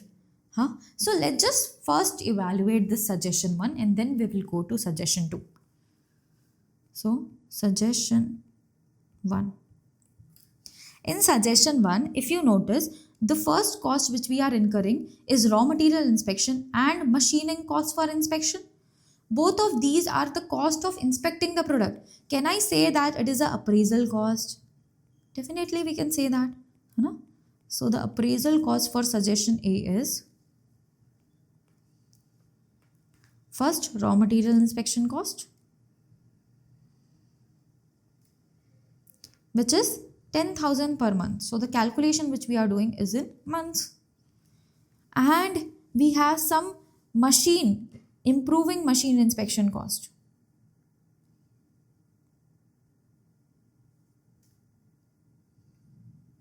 Which is 15,000 per month. So the total cost incurred for appraisal is 25,000 in suggestion 1. And the next cost which we are incurring is 1% of the total quantity sold is to be replaced under free warranty clause. So this is our warranty related, which means that defective product has reached to the customer and now we are correcting it. So this is our external failure cost. Write it down. External failure cost. So 1% of the output is to be replaced under free warranty clause. So 2000 is the total output. 1% of it is 20 units. Now think about it. For this 20 units which has been reached to the customer, you are taking back those units and you are giving some good 20 units back to the customer. Now think like this. This 20 units variable cost will not be paid by the customer. For this, variable cost is completely incurred by the organization and we are not going to earn any sales amount for this. So this variable cost is pure loss which we have incurred due to this warranty, free warranty. So write it down that variable cost of 20 units, 20 new units replaced.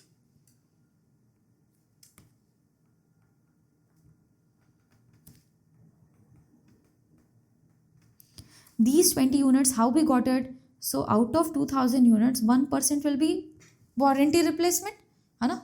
What is the variable cost for 20 units?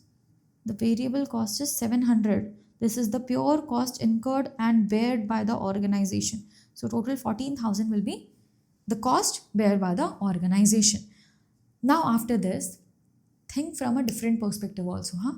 That this 220 units which we have already given to the customer has been taken back. They can't be sold back to the customer. So these are the pure defectives of no use.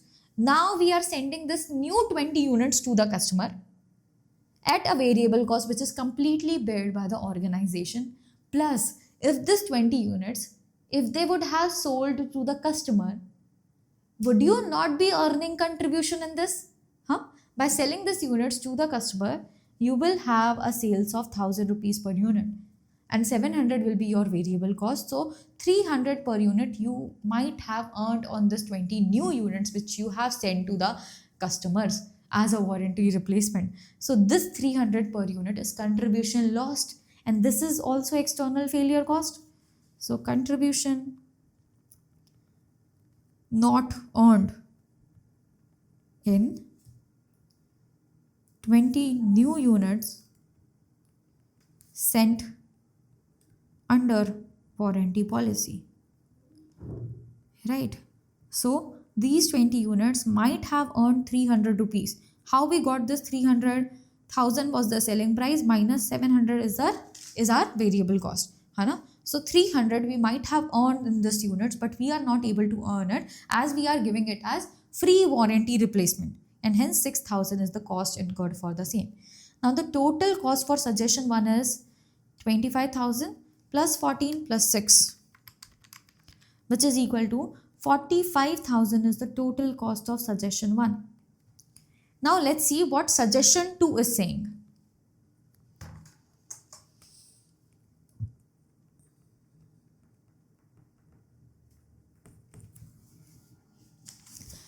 To inspect the finished goods at a cost of 20,000 per month. So here we are inspecting our finished goods at a cost of 20,000 per month. In that case, 3% of the production is likely to be detected as defective and scrapped at nil value.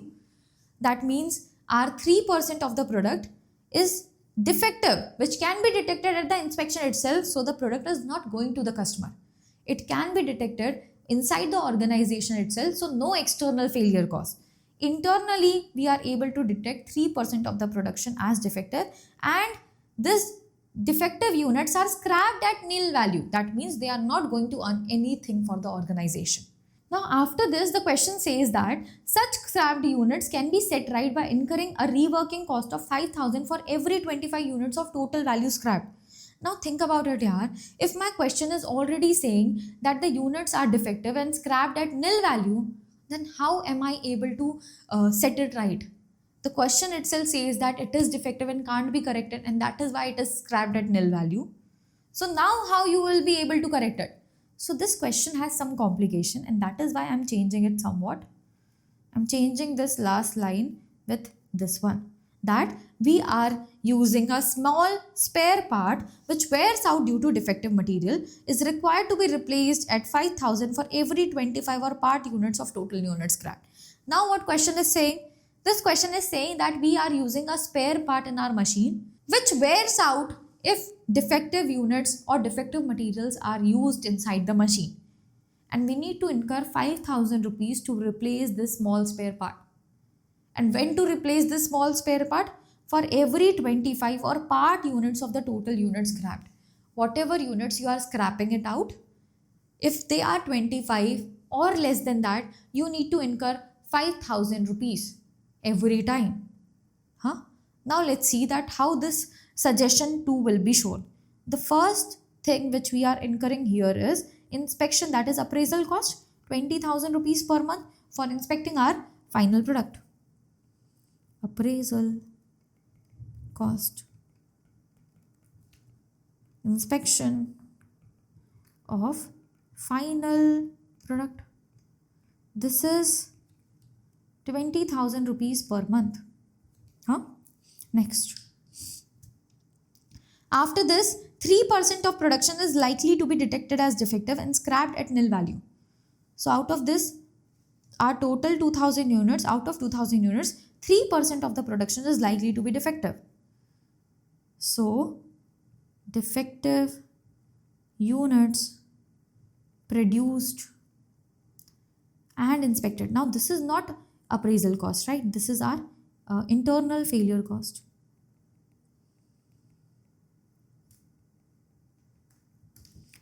Defective units detected during inspection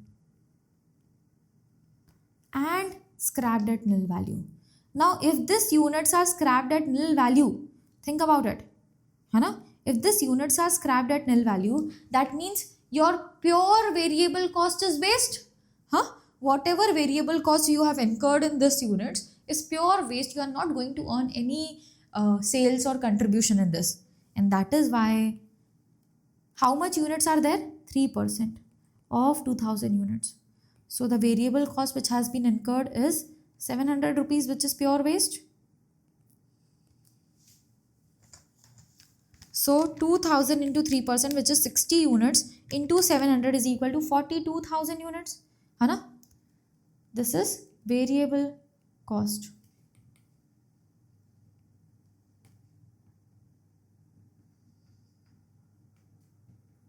Now after this, you can also think about the contribution which is lost with that. Contribution lost due to defective units. As these defective units can't be sold to the customer, so we are also not able to earn contribution in this 60 units. So 3% of 2,000, that is 60 units. We might have earned 300 as contribution. How this 300 is coming? 1,000 is the sales amount and 700 is the variable cost. So 300 we might have earned, but we are not able to earn that also. So this 18,000 is the contribution lost, which is our internal failure itself. Now this contribution is also lost due to failure inside the organization itself. We found the failure inside the organization itself. So this cost of contribution loss due to defective units will also be part of internal failure cost. Now after this, we have a small spare part. Now if you notice one more thing, that if the units are scrapped at nil value, then we have considered its variable cost, we have considered its contribution loss. Then why we will correct it, right? It's something, the question itself is contradicting with in both the lines. And that is why I have removed this line and I'm using this one. Okay? Chalo. Next is a small spare part has to be replaced, right? At 5,000 for every 25 units or part thereof of total units scrapped. Now this is also done due to internal failure only. So small spare part. Change. Now if you notice, in internal failure, we are getting 60 units as defective. So for every 25 units, you are going to incur 5,000 for this small spare part. Hana? So for first 25 units, after getting 25 defective units, we need to change this spare part at 5,000 rupees. Next 25 units, we will change it at 5,000 units. So total 50 units are done. But the thing is, we have 60 units, and that is why for 10 units also you will incur this 5,000 rupees. Why? Because question says that even if the units are 25 or part units, then also you need to incur 5,000 rupees. So for 25 units, so you have incurred 5,000, but the remaining 10, for them you will incur 5,000 only. No changes, no proportionately. Hana? So this is 15,000 rupees.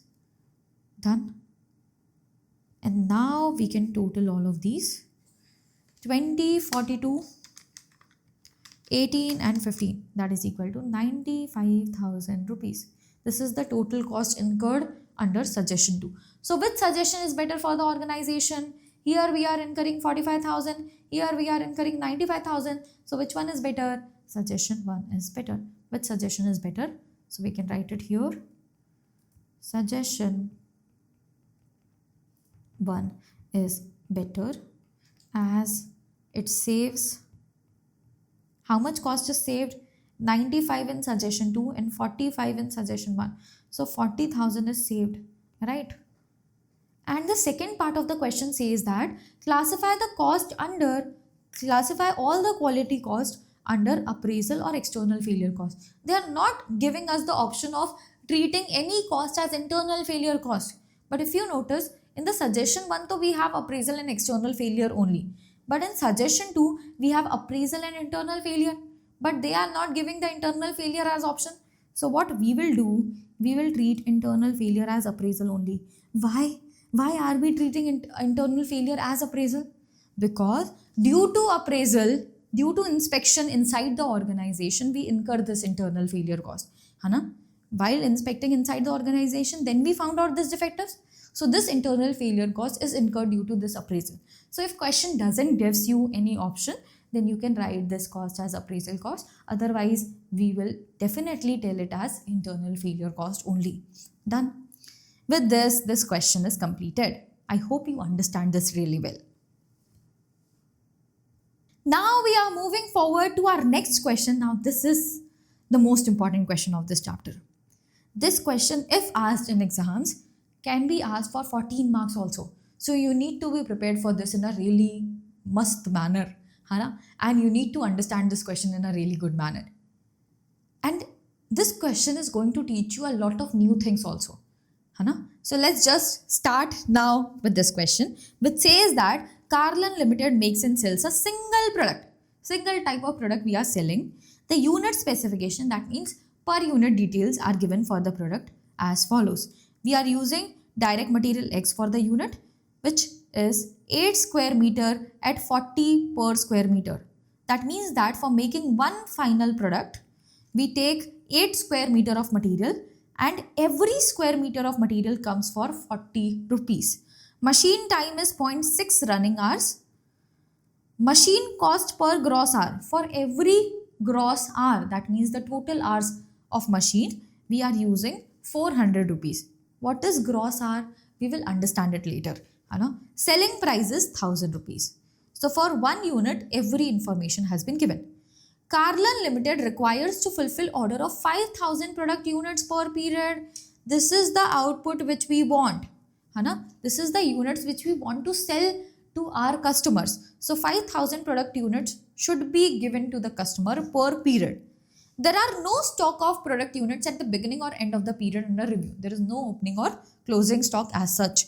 The stock level for material X remains unchanged throughout the period. So we maintain the raw material quantity as inventory in the organization, and that inventory remains exactly same for the whole period. No changes in that. Carlin Limited is planning to implement a quality management program. The following additional information regarding cost and revenue are given as now and after implementation of quality management program. So two situations are given: before implementation of quality management and after implementation of quality management, what is happening. So let's see what is given. Here we'll see before information, and here we have after information. So incoming material from suppliers scrapped due to poor receipt and storage organization. We received material from supplier, but we were not able to store it properly and receive it properly, and that is why there is a scrap of 5% here, and here after quality management program that scrap is reduced to 3%. Now you need to understand two things. When the question says to 3% and the question says by 3%, they both are completely different things. When we say the percentage is reduced to 3%, that means earlier it was 5%, now it is 3%. When the question says it is reduced by 3%, that means earlier it was 5%, now it is reduced by 3%, that means now effective percentage is 2%. So whenever 2 is written, you need to treat it as the correct or the effective percentage, and whenever by is written, you need to reduce it from the earlier percentage to get the effective percentage. Okay, now, so here we have 5% and here we have 3%. Material X input to the machine process wasted during processing problems.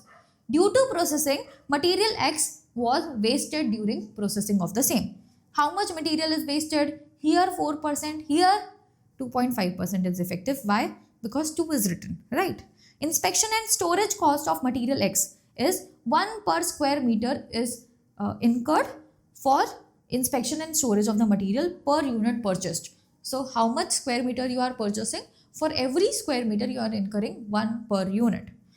No change in the unit rate here. After QMP also, this 1 rupees will be exactly same per unit. Inspection during production cycle, calibration checks, vendor rating and other checks. Due to this checks, we are incurring 2,50,000 per period, but reduction of 40% of the existing cost. What does it mean? That earlier it was 2,50,000. Now reduction is happening of 40%. So this 2,50,000 will be reduced by 40%. So if I reduce 2,50,000 by 40%, what will come? 1,50,000 will be cost. You can also calculate it as that 2,50,000 was 100%. If I reduce it by 40%, then now only 60% of it will be the cost here. Next, production quantity increased to allow for downgrading at final inspection stage. During final inspection of the product, we found out that some of the products are downgraded. That means they are not good to be sold as the final product to the customer. So how much units are there? Here 12.5% of the units produced, and here it is 7.5% of the units produced are downgraded product. Now what will happen with this downgraded units?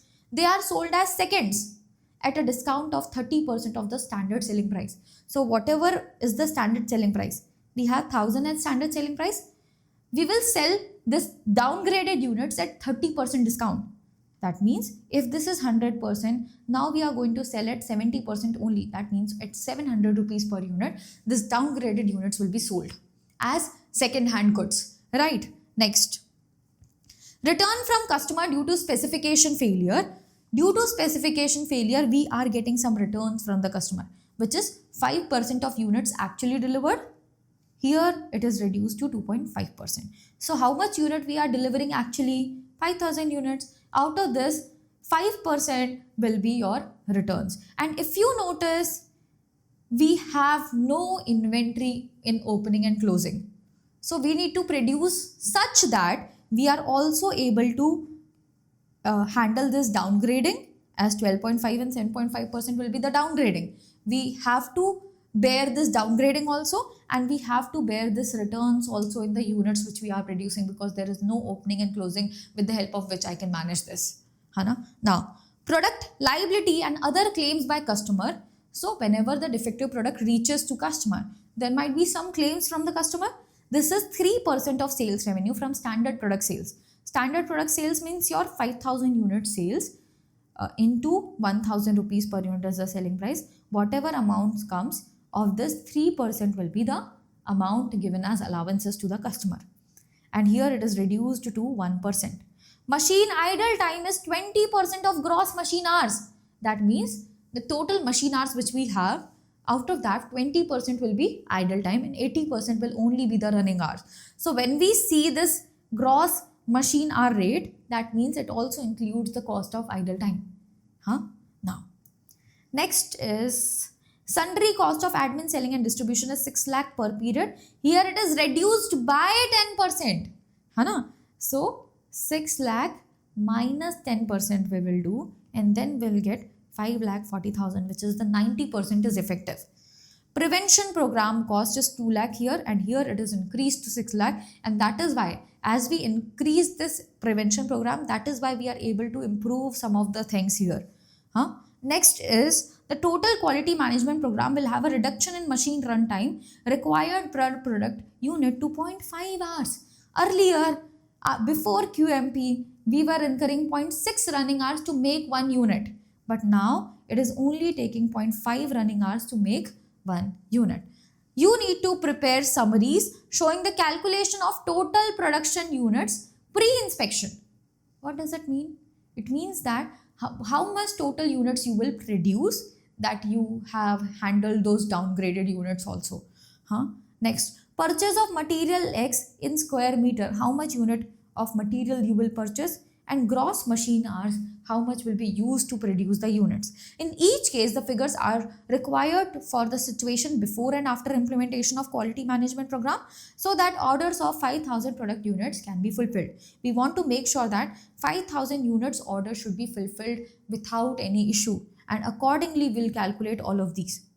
After this, you need to prepare profit and loss account. So we'll see this question afterwards. Let's focus on this part. Now to calculate this, it's a very complicated question. A lot of things is there, but we can make it simple with the help of understanding how the processes works. So I'm telling you how material is going to be converted into finished products. Okay? So in this question, we will purchase material from supplier. You can also draw this because this is something very important. You can draw this in your copy for this question number 9. So first, materials will be purchased. After purchasing the material, what is happening? This material, due to poor receipt and storage organization, 5% will be scrapped. So I'm just taking the situation of before QMP. Similar situation will happen for after QMP. So 5% material is scrapped. After this scrap of materials will be processed. Right? During processing, 4% of the material is wasted. 4% material wasted. Then comes the final material used for production.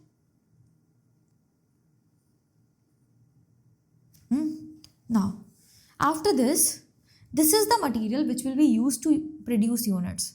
With the help of this, units produced. Right? After this, if you notice, then there is inspection and storage related cost. I'm not focusing mainly on the cost. I'm focusing on the units right now. So no cost is important for me right now. This cost, no need to take it right now. Inspection related, this is only cost. Next comes production quantity. Increase to allow for downgrading at final inspection stage. So at final inspection stage, 12.5% of the production will be downgraded. So this is the units we produced. After producing this units, there will be 12.5% of downgrading. And after this, we will get some good units, which can be sold to the customer. But the thing is, of this good units which we are selling to the customer, 5% of actual units delivered need to be replaced. So 5% replacements will be there. And then comes the unit sold to the customer. And that should be 5,000 units as given in the question. Right? After this, if you notice, then here also we have some cost like returns to be considered. Then product liability is the cost. Machine idle time is the hours. Similar calculation will be done for machine hours also. We'll see it afterwards. Sundry cost is cost. Prevention program cost is pure cost. No units are talked about here. So this is the process which is followed inside the organization to make the final product. Now, if you want this 5,000 units to be sold to the customer, you need to consider all of these. Now, how to consider this? You need to follow a backward calculation. Okay? So to know how much unit you need to purchase of material and how much units you will produce, you need to do this backward calculation. How this will be done? So first consider this 5,000 units and then consider this replacement also. So I want 5,000 complete units after considering this replacement also. So 5,000 plus 5% will be considered here. So this gives me good units. Now this good units are coming after this 12.5% of downgrading. So this units produced should be such that I am able to handle this 12.5% of downgrading, plus I am able to produce good units which is required for fulfilling 5% of replacement and 5,000 units of which are going to be sold to customer. Right? So now I'll go from here to here. With the help of this, I'll be able to know that how much final units we will be producing. Now with the help of whatever units you are producing, you can know how much material will be used for production. Now this material is the final material which is required for producing this much units. Now after this, we want to make sure that we have this much material available to produce this much unit. So the units which will be added to processing should make sure that we are able to handle this 4% of wastage, plus we have this final material which we are going to use for production, right? So from here you need to go backward to know this process and the units which will be processed. Now the units which will be processed can't have the scrap.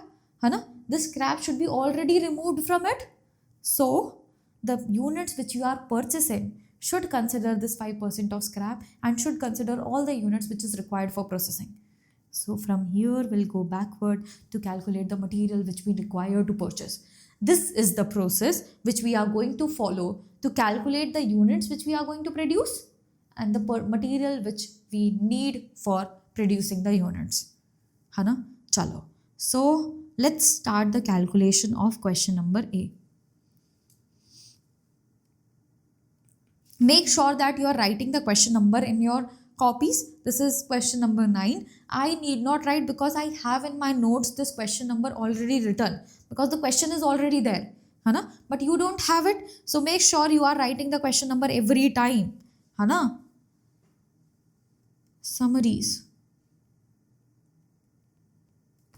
So the summaries are asked. First summary which we are making is total production units. Pre-inspection. Pre-inspection means before downgrading also how much units you are going to produce. So this we need to calculate for both the situations, that is before QMP and after QMP. So we are going to follow the same process. First we will consider the units which we are going to sell. So the calculation which we are doing here is in units, and units required to fulfill order is 5,000 in both the situation. Total 5,000 units are required to fulfill the order of the customers. Then we need to consider the replacements or returns which we are providing to the customer. So this is 5% of units actually delivered and this is 2.5%. So the units actually delivered is 5,000. Of this you need to take 5% and of this you need to take 2.5%. Replaced units. This replacement is free of charge. We are not charging anything from the customer.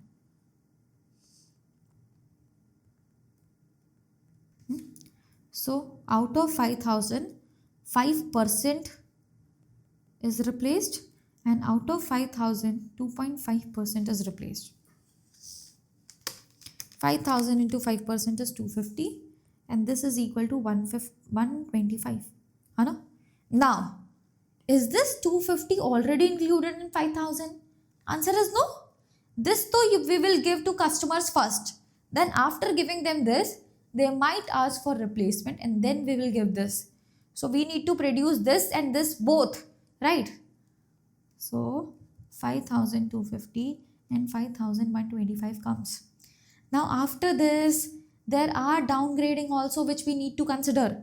And think about it here, whether it be your units which is required for fulfilling order or it be a replaced unit. Both of them can have downgrading. So that is why we need to produce this 5,250 units after downgrading. So this is units after downgrading. How much downgrading is happening? Here downgrading is 12.5% and in the next situation it is 7.5%. So we will get units before downgrading, which is the units pre-inspection also. Total production units pre-inspection, which is asked in the question. Now think about it, how we will calculate this, because this 12.5% is coming from the total units which you are producing. So the total units which you are producing, of which 12.5% is defective or downgraded, and the remaining 5,250 will be for selling it to customer. Similarly here will happen, here the same thing will happen, that this is the units which we are producing, out of which 7.5% will be downgraded, and then we get this 5,125 units. So how to calculate the units before downgrading? So what I am doing is, I am saying that let units after or before downgrading, which we need to calculate, is 100 minus downgrading, which is 12.5%, right? So out of 100, 12.5% is downgraded. That means 12.5 units is downgraded. So units after downgrading is 100 minus 12.5. That is equal to 87.5. So this 87.5 denotes units after downgrading, that is 5,250. And this 100 denotes units before downgrading. So can I do it like this, that 5,250 denotes 87.5 and I want to know 100, which is units before downgrading. So 5,250 divided by 87.5 into 100, that is equal to 6,000. This is the units which we are going to produce. Now after knowing this 6,000, can I also calculate that how much units will be downgraded? 5,250 minus 6,000, that is equal to 750 units will be downgraded.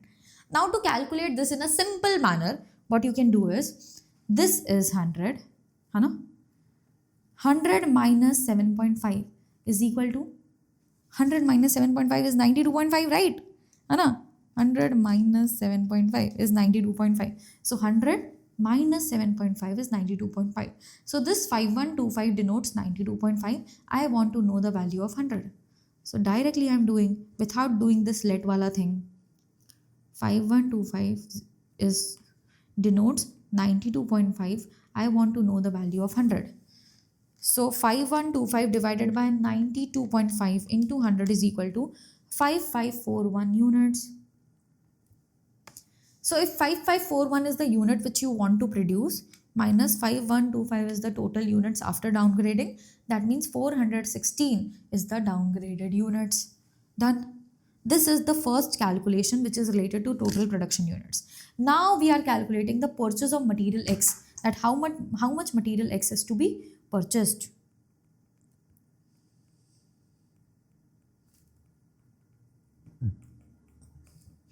Now material X, we need to calculate it before QMP and after QMP, both the situations. And material X is denoted in square meters. This is the unit which we use to measure it, right? Now, first of all though, we need to know that how much is required for producing the final product. So this is the final units which we are producing. So from here, we'll go backward. units produced. From this, we'll calculate that how much material will be required for producing these units. Material required for production. So 6,000 units are produced and 8 square meters are required per unit. 8 square meter per unit. Just check the question once. 8 square meter is required for making 1 unit of final product. So 6,000 into 8, that is equal to 48,000 square meter will be required here, and 5541 into 8, that is equal to 44,328 square meter of material is required for production. But the thing is, go backward now.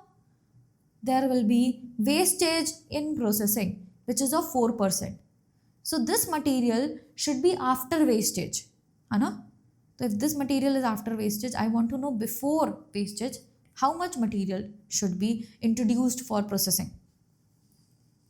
So I am considering here wastages during processing. After this comes material introduced for processing. How much wastage is happening? So 4% and 2.5%.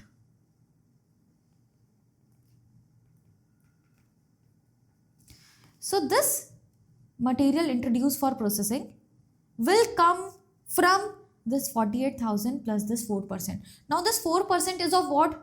Is of the material which you are introducing, and that we don't know. How to calculate it? We'll consider that this is 100, and if it is 4%, then this is 96. So if 48,000 denotes 96, then what will be the quantity for 100%? 48,000 denotes 96. I want to know value of 100. So 48,000 divided by 96 into 100, that is equal to 50,000. If this is 50,000, then how much will be the units which are wastage? Out of 50, 48 is material required for production. So 2,000 will be the material wastage during production. You can also calculate it like this. 50,000 into 4% will give you 2,000. Similarly, come here, in this part, here also we have 100 units which will be introduced for production, out of which 2.5% is wasted. So 97.5 is the units required for production. So if 44,328 denotes 97.5, then what will be the value for 100 units? What will be the quantity for 100? 44,328 denotes 97.5. I want to know the value of 100. 44,328 divided by 97.5 into 100 is equal to 45465. If this is 45465 and this is 44,328, then the wastage during production is 1137. Done. Now, till now we got to know that how much material will be introduced for processing. But how much material will be purchased? The material purchasing will be done after considering the scrap also. How much scrap is happening? Scrap is 5% and 3%, right? So now I'll write scrap due to poor handling, storage or receipt, right? Which is 5 and 3%. 5% here and 3% here. After this, we will know that how much material is to be purchased. Material purchased. So this is the total quantity which you are going to purchase, of which 5% is scrap and the remaining is 50,000. So if I say this units are 100 and 5%, that means 5 units are scrapped.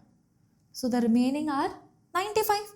So this 50,000 denotes 95. I want to know the value of 100. 50,000 denotes 95. We want to know the value of 100. That is equal to 52632. It's coming as 52631.57. That is why we have written it as 52632. Now minus 50,000 is equal to 2632 will be the scrapped units. Similarly, if we calculate here, so this is 100, out of which 3% will be defective, that means 3 will be the wastage, and remaining 97 denotes 45,465 units. So if this is 97, we want to know the value of 100.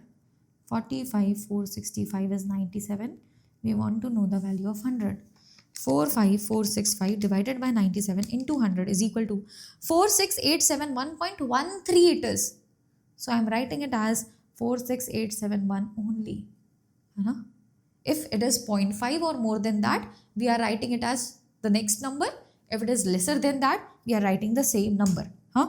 So 46871 units are introduced, purchased, minus 45465 will be sent for processing. So the remaining is wastage, which is 1406. Done. This is the calculation of material. Now after this, we have the calculation of gross machine hours. Third thing which we are going to calculate is gross machine hours. Before QMP and after QMP. Now if you notice, machine hours are required for production. So let me just write the machine hours. Running hours required for production. This will depend on the number of units which you are producing, which is 6,05541. And how much running hour is required for every unit? Before QMP, it is 0.6 running hours, but after QMP, it becomes 0.5 running hours. So this is 0.6 running hours and this is 0.5 running hours. 6,000 into 0.6, that is equal to 3,600 hours are required. 5541 into 0.5 is 2770.5 is required. Now this is the running hours we need. But the thing is, there is idle time. And our question is asking us gross machine hour, which includes idle time. So we need to consider this idle time also. Machine idle time is 20% here and 12.5% here. Idle time. Here we have 20% and here we have 12.5%. After this we'll get gross machine hours. So gross machine hours include this idle time and your running hours both. So if this is 100 and this is 20%, that means it is 20. And the remaining is 80. So if 3600 denotes 80, what will be the value of 100? 3600 denotes 80, what will be the value of 100? Similarly, if this is 100 and this is 12.5, then we have 87.5. So if this is 2770.5 which denotes 87.5, then what will be the value of 100? 2770.5 divided by 87.5 into 100. Now, we have already understood that if 0.5 is there, then we'll take it as 2771. So write it as 2771. Because we are not considering points here. Already it's a complicated question. Let's not make it complicated, more complicated with points. So I'm removing them. 2771 divided by 87.5 into 100 is equal to 3167. If 3167 is the gross machine hours and 2771 is the running hours, so 396 is your idle time. Similarly, if I calculate here, then 3600 divided by 80 into 100, that is equal to 4500. Minus 3600 is equal to 900 is the idle time here. Done. This is the third calculation which was required. Now after this, we have already completed our first part of this question. Now the second part says that prepare profit and loss account for Carlin Limited for the period showing the profit earned both before and after implementation of TQM. We need to show that how much profit has been earned. Now I am making this profit and loss account. So you need to make it in account format, not statement format, right? So I am dividing it into two parts and every part will have three columns. First one is the particulars, then before QMP and after QMP. Similarly, we'll have here also. This is before and after.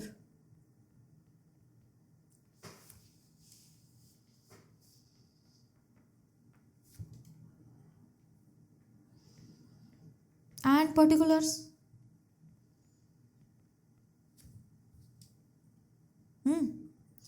Now, first thing is sales. So let's just write the sales first. How much sales we are doing? 5,000 units are sold at 1,000 per unit. Hana? See, 5,000 units at 1,000 per unit. So this is equal to 50 lakh rupees. It's exactly same before and after QMP. Hana? But the thing is, there is one more sales. Do you remember that? Huh? There is one downgrading sales also. The products which are downgraded, that can also be sold. At what price they will be sold? So 70% of your real value, that means at 700 per unit, we are going to sell the downgraded units. How much units are downgraded? So 750 before QMP, 416 after QMP. 750 into 700, 416 into 700. This is equal to 5,25,000 and 416 into 700 is 2,91,200 rupees. Now, next comes all the expenses which we have incurred. The first one is related to purchasing material. To material purchased. How much quantity we are buying of material?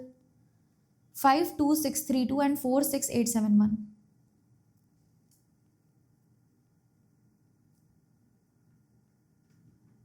And what is the price of per square meter of material? 40 rupees per square meter. Hai? So these are the square meters multiplied by the 40 rupees per square meter. 52632 into 40 is equal to 21 lakh 5,280 and 46,871 into 40 is equal to 18 lakh 74,840. After material purchased, what is the next question? Next part of the cost. So this we already considered in our material purchase. Next is inspection and storage cost of material, which is 1 per square meter, and here no change in unit per rate. So 1 per square meter will be applied there also. So inspection and storage of material X.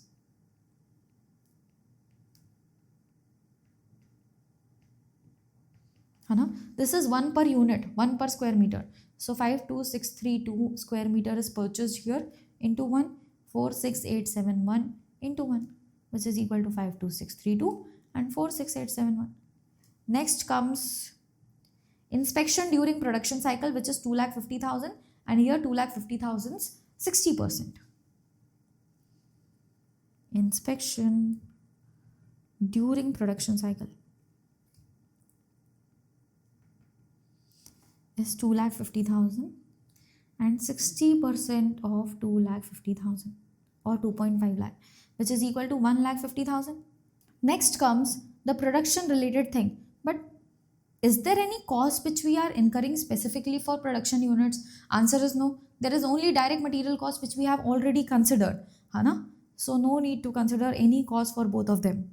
Next comes product liability and other claims, which is 3% of sales revenue, and here 1%. Product liability and other claims. 3% of sales revenue. What is the sales revenue? We have two different sales revenue. Which one to consider? Standard product sales, that means our main product sales, 3% will be considered here. So 50 lakhs, 3%. And here we need to consider 50 lakhs, 1%. So 3% of 50 lakh is equal to 1,50,000, and here we have 50,000. Next, after this, machine idle time. Does machine idle time has specific cost? Answer is no. We have some cost which is related to machine hours. So I'm writing the machine hour cost now. This depends on the number of machine hours, gross machine hours which we are using. So the gross machine hour is 4,503,167. 4,503,167.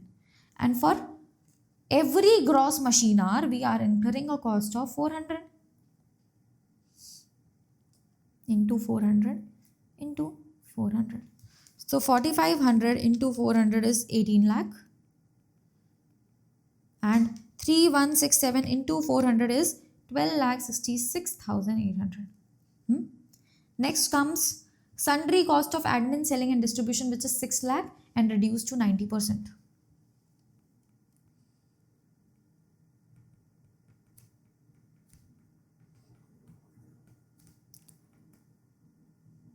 Six lakh reduced by 10% or reduced to 90% is 5,40,000. Next, after this comes prevention program cost, which is 2 lakh and 6 lakh. Prevention program cost 2 lakh and 6 lakh. Done. We have considered everything now. Now we can calculate the profit which we are earning here to net profit. So if you notice here, we have the total of 50 plus 5,25,000, which is 55,25,000. And here we have a total of 52,91,200. So 55,25,000 minus 21,05,280 minus 52632 minus 2,50,000 minus 1,50,000 minus 18 lakh minus 6 lakh minus 2 lakh. That is equal to 3,67,088 is the profit which we were earning before QMP. Let's see what is happening after QMP. 52,91,200 minus 18,74,840 minus 46,871 minus 1,50,000 minus 50,000 minus 12,66,800 minus 5,40,000 minus 6 lakh is equal to 7,62,689. Think about it. Your profit is almost doubled, just because of applying quality management programs. And that is the importance of quality management program in the organization. With this, we have completed this very complicated and very big question. Now let's solve some small and easy type of questions. So 2 questions are remaining now. Let's solve both of them so that all the questions of this chapter are completed. So Vigil Limited buys components which it uses in manufacturing solar water heater. So we are manufacturing solar water heater. For the same, we are buying some components. Presently, each component is subject to a thorough inspection process on delivery.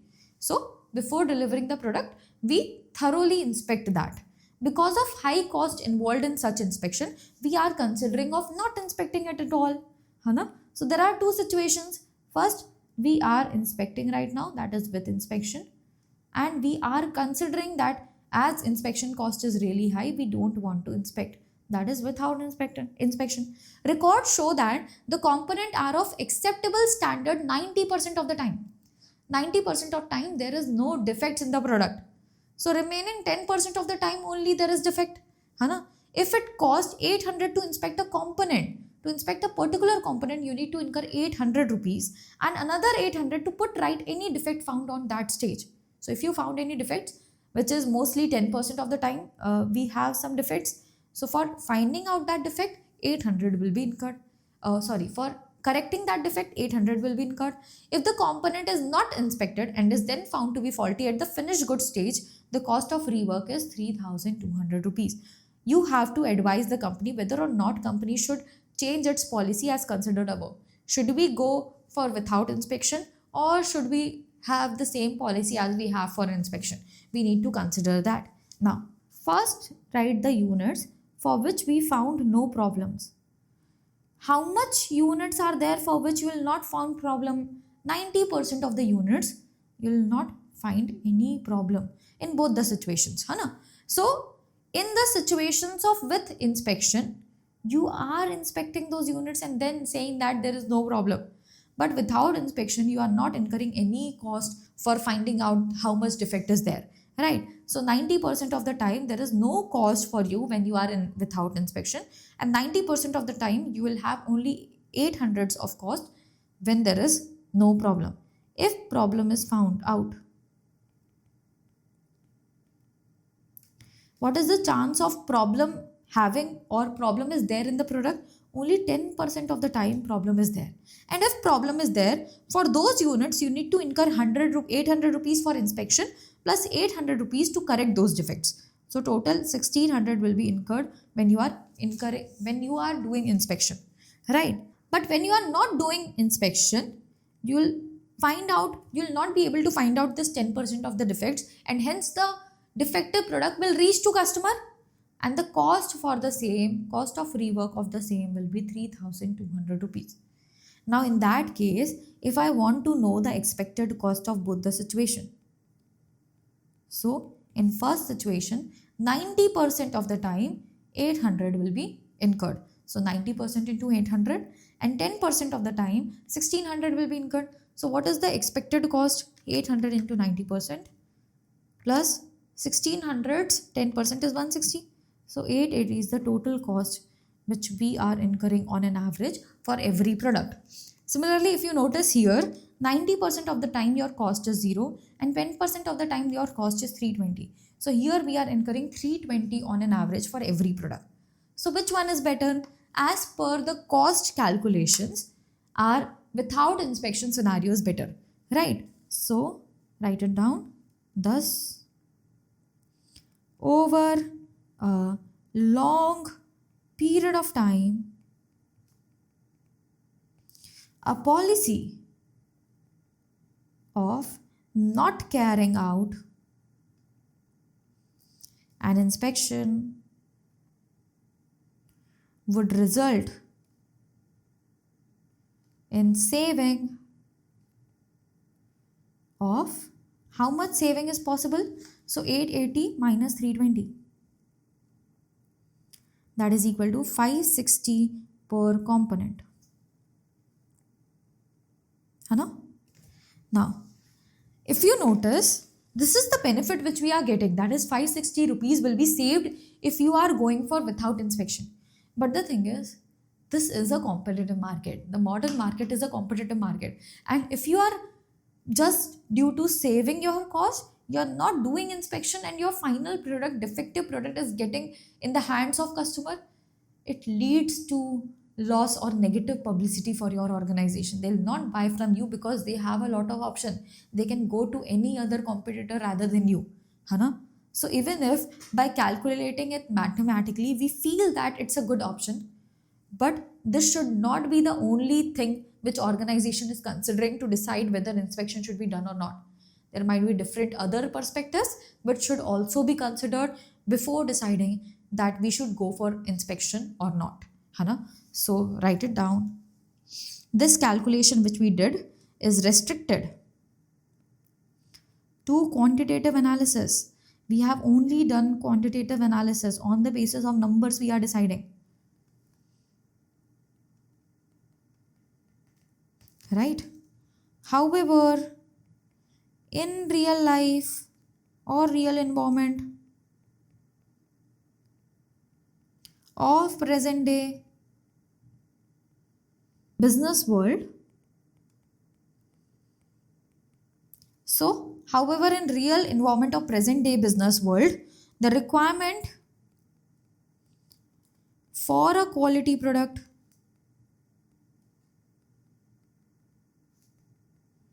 and continual improvement is essential.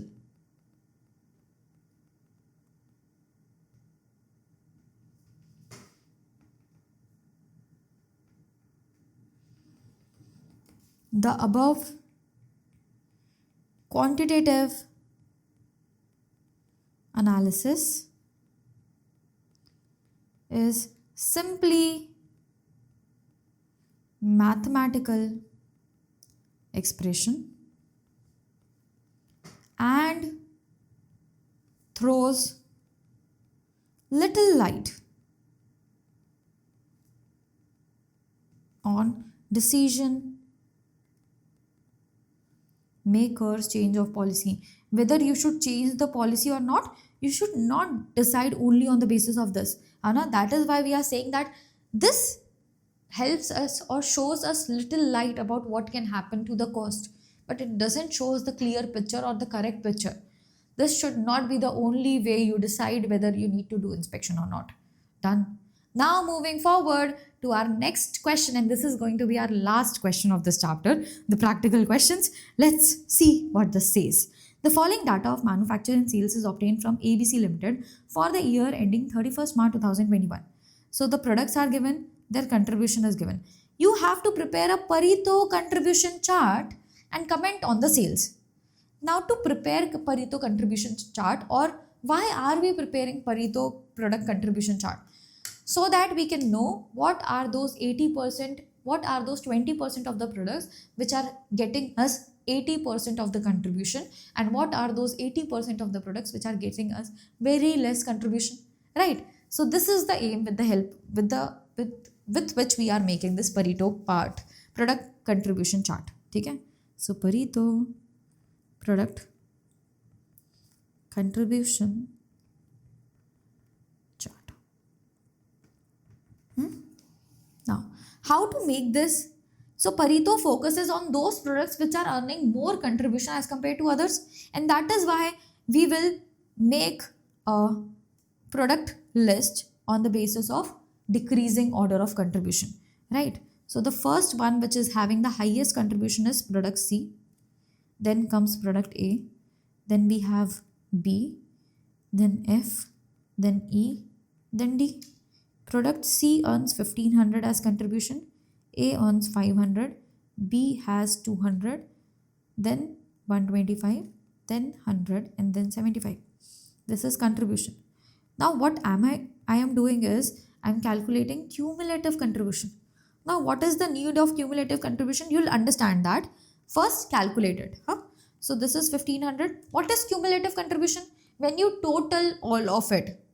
So if I'm calculating from here for here, so I'll calculate every contribution till this place. So as we have only one, so we consider only one. Now as I'm calculating for here, I'll consider till this place whatever contribution is given, which is 1500 plus 500, that is equal to 2000. Next 2000 is up to here. Now I want to include this also. So 2000 plus 200, that is equal to 2200. 2200 plus 125 is 2325. 2325 plus 100 is 2425. 2425 plus 75 is 2500. So can I say that the total of this contribution is 2500? How I got to know? Because this number, which is 2500, is coming from calculation or total of all of these, and that is why this will be the total here also. You can also check after calculating it. Now we'll calculate cumulative percentage. So this cumulative contribution, we are calculating it in percentages. How to calculate it? So this is the total of contribution which we have, out of which 1500 can be earned from product C itself.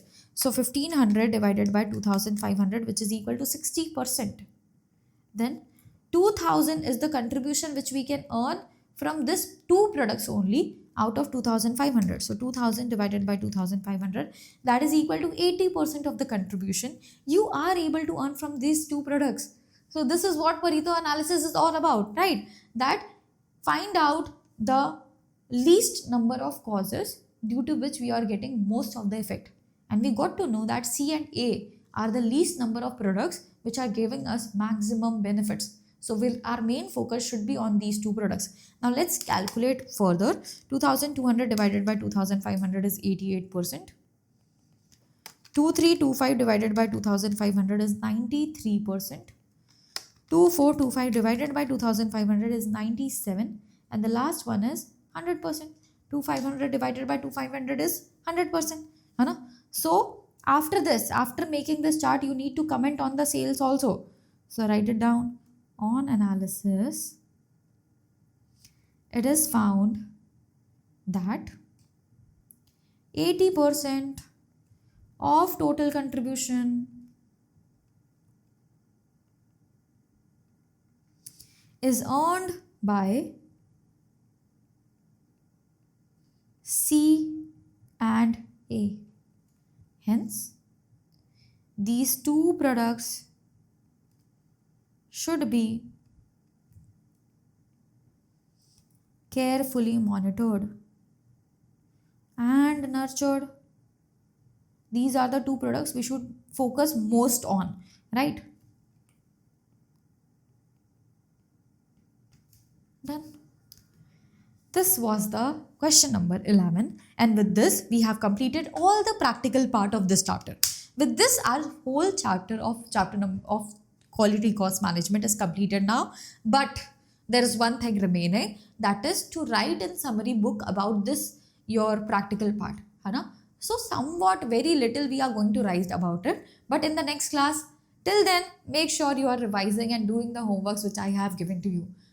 In the next class, we'll start with our new chapter, that is chapter number 3. Till then, happy learning everyone. Radhe Radhe. Bye bye. Bye bye everyone.